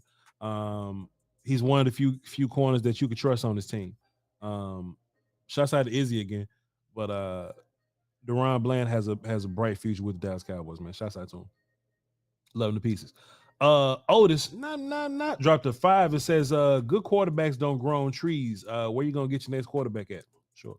Y'all think it's easy to get quarterbacks like half the league ain't quarterback thirsty. That's real talk. That's real talk, boy. That's real talk, man. Appreciate you, man. Hot Spot Casino dropped a 5. Says 95% of this loss is on Dak. 4% blame is on Kellen Moore and Mike McCarthy because they didn't utilize Malik Davis. Okay. And 1% blame goes to Turpin on special teams. Too much politics. Turpin wasn't perfect, man, but Turpin is such a. I think it's less than 1% that Turpin had to do with this, man. We just had to be better on offense, man. We just had to be better on offense, bro. That's all. Jamal Wilson dropped 5 and says, I say give Dak a deep ball wide receiver, but then they're gonna have to keep taking chances. Dak gonna have to take more chances downfield. He's gonna get reckless interception. Give Dak a deep ball wide receiver. Let Zeke walk. Use Pollard and Davis. Throw Tyron back at left tackle. Smith at guard. I think it's gonna happen, by the way. That's a conversation we gotta have. Yeah, I think when Jason Peters walks, I think Tyron Smith probably bought him another year.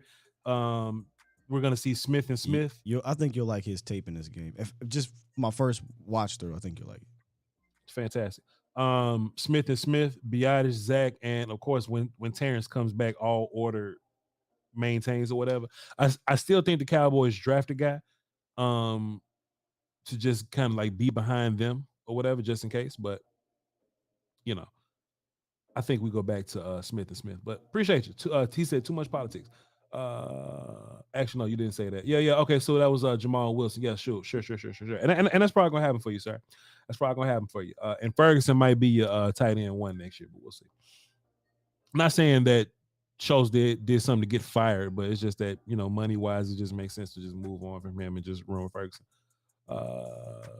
Drummer Cam dropped another, says, he dropped another? He dropped another. It says, I'm pissed just like y'all, but we can't sit here and say we need a new quarterback. Quarterback's so hard to find. Dak makes mistakes, but how is the OC scheme helping your team? Remove Kellen, let Mike McCarthy be the OC. And I don't even know about that because Mike McCarthy ain't called plays in a decade, but well, yeah, it's been a while for him. Probably not a decade. That's hype. That's a hype. Yeah, we know what you mean, though, bro. It's been a minute. It's been a minute. Lane Seawright dropped a dime. It might be a decade though. Will still he been here for 4 years, huh? 2018 he got fired. Okay, that's fair. Lane Seawright dropped a dime and says it's time for the Cowboys to start prepping for the future. For the future franchise quarterback. Now's the time to prep for the future franchise quarterback.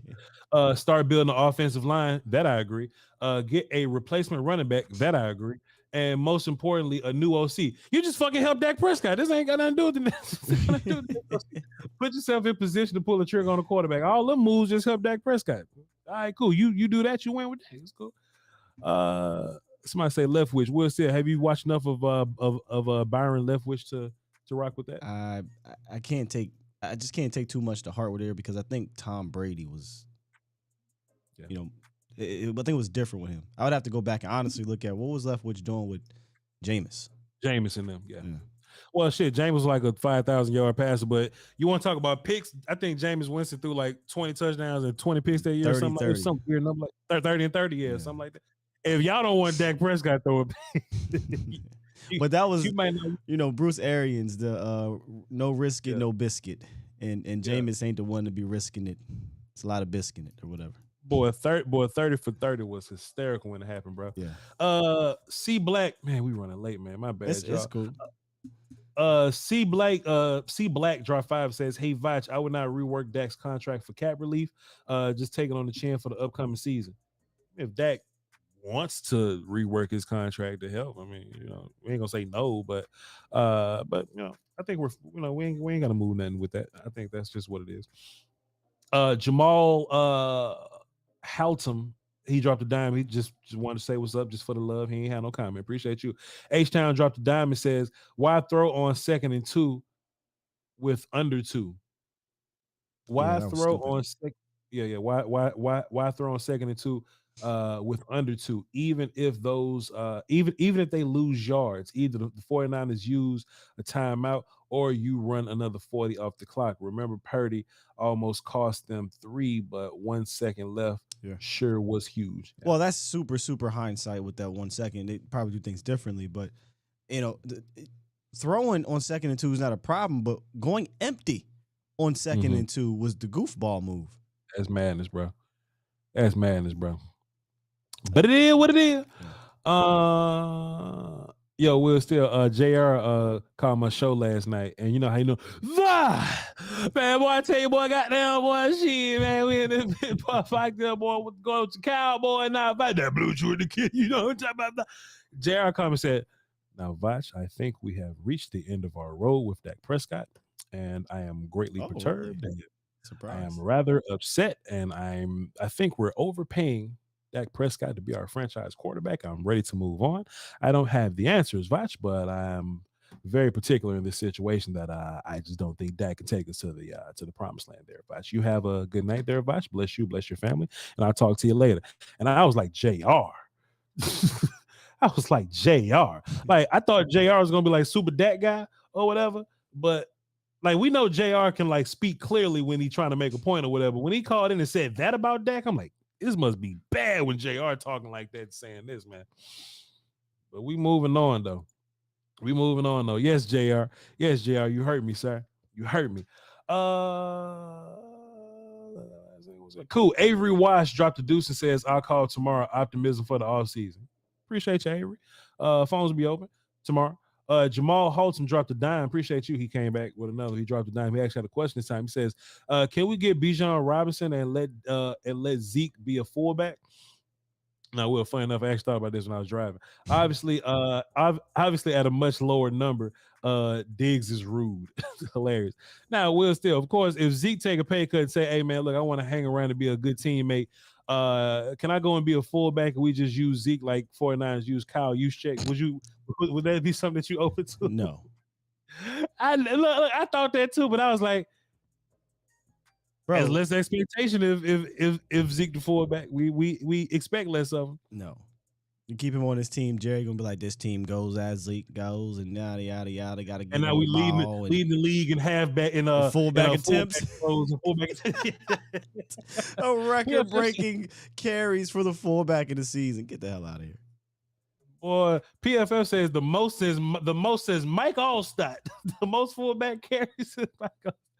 I thought about it for a second, man. But yeah, we shouldn't move Zeke forward. Maybe if you had Kyle Shanahan, he could do something with that. But nah, Kellen Moore. Remember we signed Olawale. Olawale. And Olawale was supposed to. Yeah, he's supposed to do something, but he ain't do nothing. All them dudes end up doing nothing. I kind of like Sean McEwen as a fullback, the fullback tight end guy. Sean McEwen does well. I like it better than when they put a goddamn offensive lineman back. Bro, did you see that stupid package? Hey, did you Avion Collins out there? Bro, hold up, no. They put Avion Collins to the strong side, right? Overload the right side. I'm like, okay, we're going to run there, get a couple yards. This was on 1st and 10. These fools elected to run to the weak side where the numbers was 4 on 2. 4 to 2, yeah. Bruh, and what happens? You get 2nd and 14, and then I think you get like 3 yards, and then 3rd down, we don't get it. Now we kick a field goal. Like little dumb stuff like that. What are you doing? We was behind the sticks a lot, man. And I hated it, bro. I hated how much we was just behind the sticks. We couldn't do nothing positive, bro. And as far as your Bijan Robinson question, I don't think I'm in a place where I want to use a 1st-round pick on a running back. I think we have more pressing issues. I think Bijan to help you win. I'm trying to add the offensive line. I'm trying to possibly, add to my wide receiver core. Bijan to be fun, but I think you can get a running back in the 3rd round to pair along with Tony if you sign Tony. You know what I'm saying? But I'm trying to get a stud at offensive line. Trying to get if you can find you another Tyler Smith, do that. If you can find you another Tyler Smith, a wide receiver too, some stud on defense, maybe if a stud is there, that's what I'll do before I draft a running back. Before I draft a running back in the 1st round, actually. Let's finish this up. Daniel Griffin dropped a deuce and says 2nd and 2. Yeah, we go empty at the 25-yard line, interception. Kellen in all caps and exclamation points. Yeah, right after Tony Pollard goes down, you could have sent a message right there. Said you could have Davis go get me 2. You could have, look, we not gonna stop running and just ran the football, but he said, that TP out. It's a wrap. That's what he did. And not only that, look, I don't even mind throwing the ball, but we threw that bitch out of empty, so they knew we was throwing the ball. They knew he was throwing that ball. And then I put this question out there. I don't even know if it was on the pick or not, but I said I don't understand why they put Zeke out wide instead of bringing him in to block, and everybody was like, oh, well, it draws. Listen, I know that's why they do it, but I'm saying it's a waste because he is not a threat. You're not throwing it to him. So if I'm a linebacker, I ain't paying attention to no damn Ezekiel Elliott spread out wide. I'm going to cheat inside or et cetera, but, Twitter. If it's only there for the read, then it's a waste. If Tony's out there, it's a read and an option. You better cover because we could throw deep. We could run a bubble right here. You just be ready. You know what I'm saying? BMP. Oh shit, Tony out here. Z go out there. Hey, look, something else we was doing too. Right? Tony was the running back, and we ran jet motion with Noah Brown. If I'm on defense, right, I'm going. They're not about to run a fucking sweep with Noah Brown. Y'all hoes ain't finna sweep shit with Noah Brown. I'm running straight to Tony. But hey, and they actually faked to Noah and gave the ball to Tony. Man, I smacked the shit out of Kelly, man. Noah Brown. Man, y'all better fake with CD or something. Noah Brown was our wide receiver too, Will Steele. And ADL Drop 5 says that tortoise fight on Twitch was wild. You're not allowed to miss streams.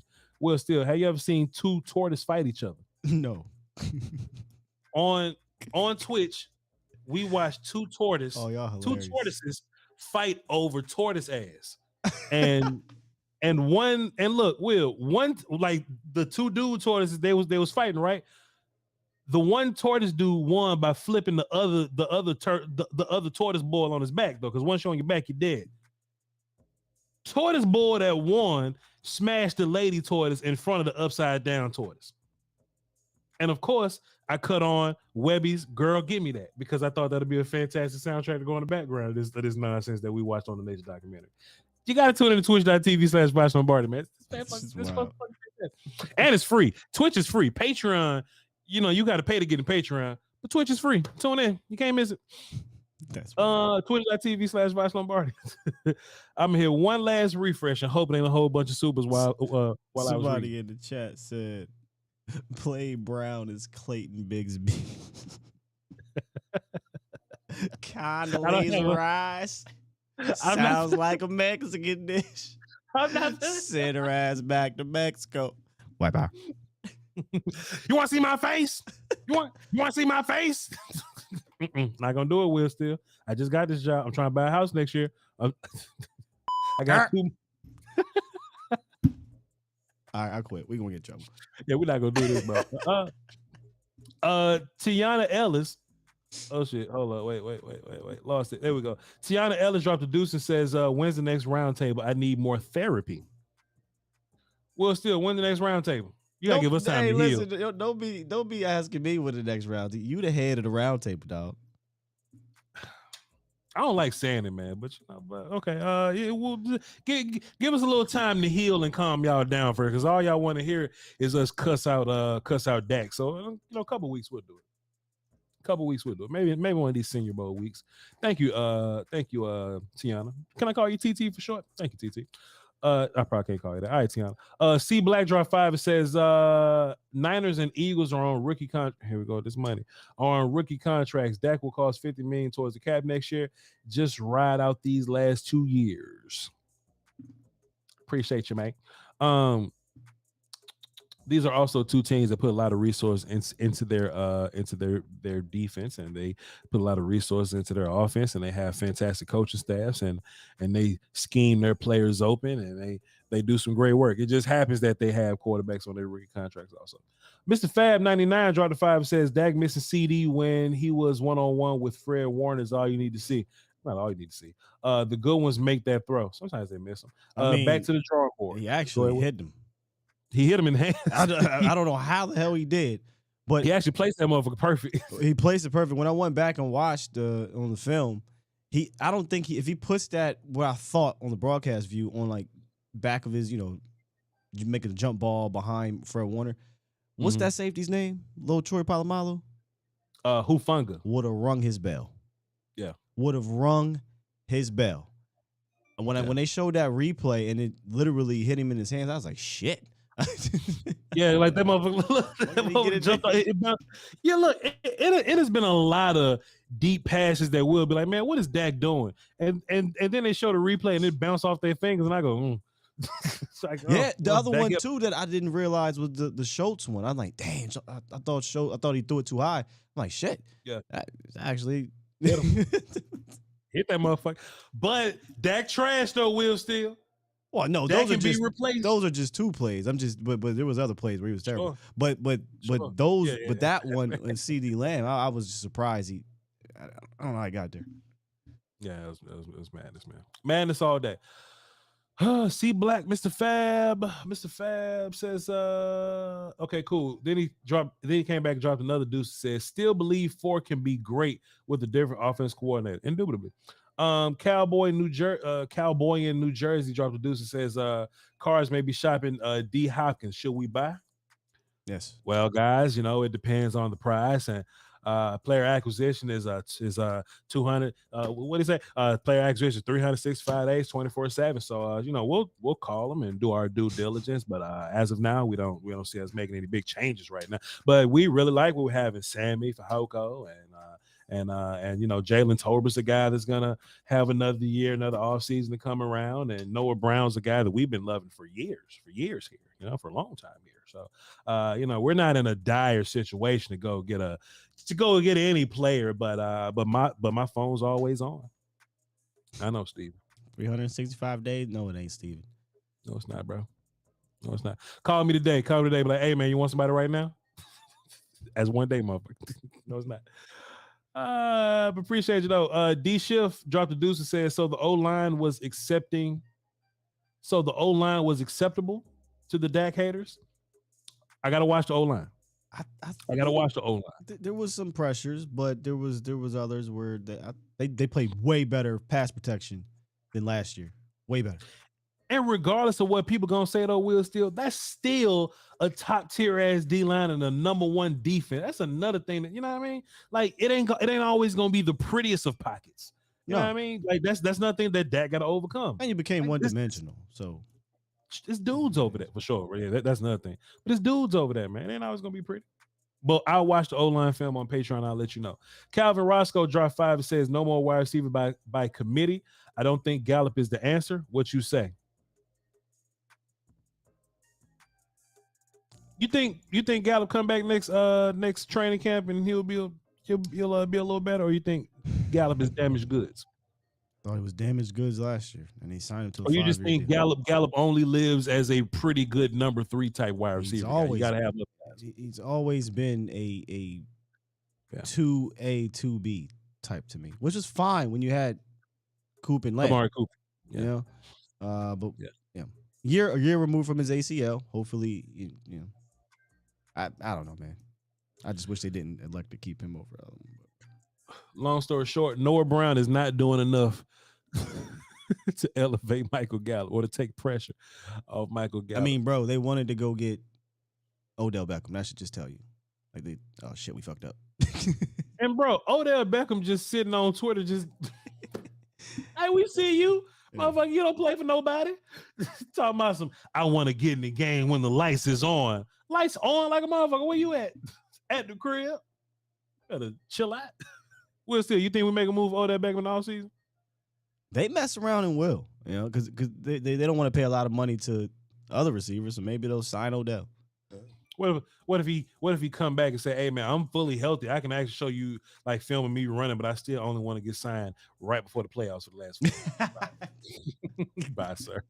Goodbye, sir. Last super for the day. Buttery Tortilla dropped a dub and says, Dak is still my guy. Bring back Hankins, get 3 new weapons, including the running back. Can't wait to see San Francisco next year. Thank you for your service, gentlemen, including the mods. Thank you, sir. Shouts out to my mods, man. They do great work. Chat, it's fucking 5:40, bro. This is a 2-hour and 26-minute stream. We're not going to go till 5 o'clock. Well, I promise. I promise. Look, I was prepared for people to piss me off and for this to be a 30-minute stream, but nah, it ended up being good. Who else was gonna help y'all through y'all pain? You know what I'm saying? Like, yeah, like if it wasn't for this show, y'all would just be sitting around breaking y'all furniture, ruining y'all relationship all day. You know what I'm saying? Y'all had to call in, be mad, and disagree with us, but keep listening anyway, because you know we them. Because we him. What y'all think Pat Mahomes and Joe Burrow is, that's what me and Will Steele are right now. Me and Will Steele are the AFC Championship game for y'all right now. As mad as y'all are, hopefully we gave y'all some good content to get your mind off how pissed off you was. You know what I'm saying? So I appreciate y'all. Tired as hell now, Will Steele. Shit, I was about to go live on what's the name? On Twitch after this, but boy, this little 2-hour show took a little bit out of me, but it is what it is. We're gonna definitely go live tomorrow. I got some family business to take care of, so we'll be going live on Patreon tomorrow. I'll be also dropping film tomorrow also. But I am going live on Twitch tonight after I take care of this family business. I'm gonna go live on Twitch tonight. So run over to twitch.tv/Voch Lombardi and cut your notifications on, because you know a lot of y'all get over there and you may not cut your notifications on. Alex, if you just don't mind, sir, we just tell the good people how dope it is over there on twitch.tv/Voch Lombardi. And I appreciate you for that endorsement. Follow me on Twitter, VOCHLOMBARDI. Even though I'm not tweeting nothing on Twitter. I ain't even been on Twitter. And I don't plan on going on Twitter till like next week or something like that. It's just such a mess over there right now. And I get nothing but cowboy content, you know, but just cowboy tweets and just people just all over the fucking place right now. Oh, it's toxic. It's very toxic right now. I ain't even on Twitter right now. But when I get back on Twitter, I'll be on Voch Lombardi. I told you about the Patreon, Voch Lombardi. I told you about twitch.tv/Voch Lombardi for the non-football content. Follow Will Steele, A to Z Dallas in the morning, 8:30 to about 10 o'clock on YouTube, A to Z Dallas, and on Twitter at Skywalker Steele. Skywalker, Steele. Appreciate you, sir, for putting up with this 2 hour and 30 goddamn minutes. Appreciate you, bro. Right. Go get some rest, my guy. Y'all hold down the dose of peace whiskey. Until next time, go find you a good non-melanated YouTuber to go watch. Get out of here. Can you believe he got Phil Collins just on the wall next to Kendrick Lamar? What make you think Kendrick Lamar deserved to be on the same wall as the GOAT, Phil Collins and Mario? Volume, y'all. Dak Prescott sending his ass back to Mississippi. Take your ass back now. Beats Planet.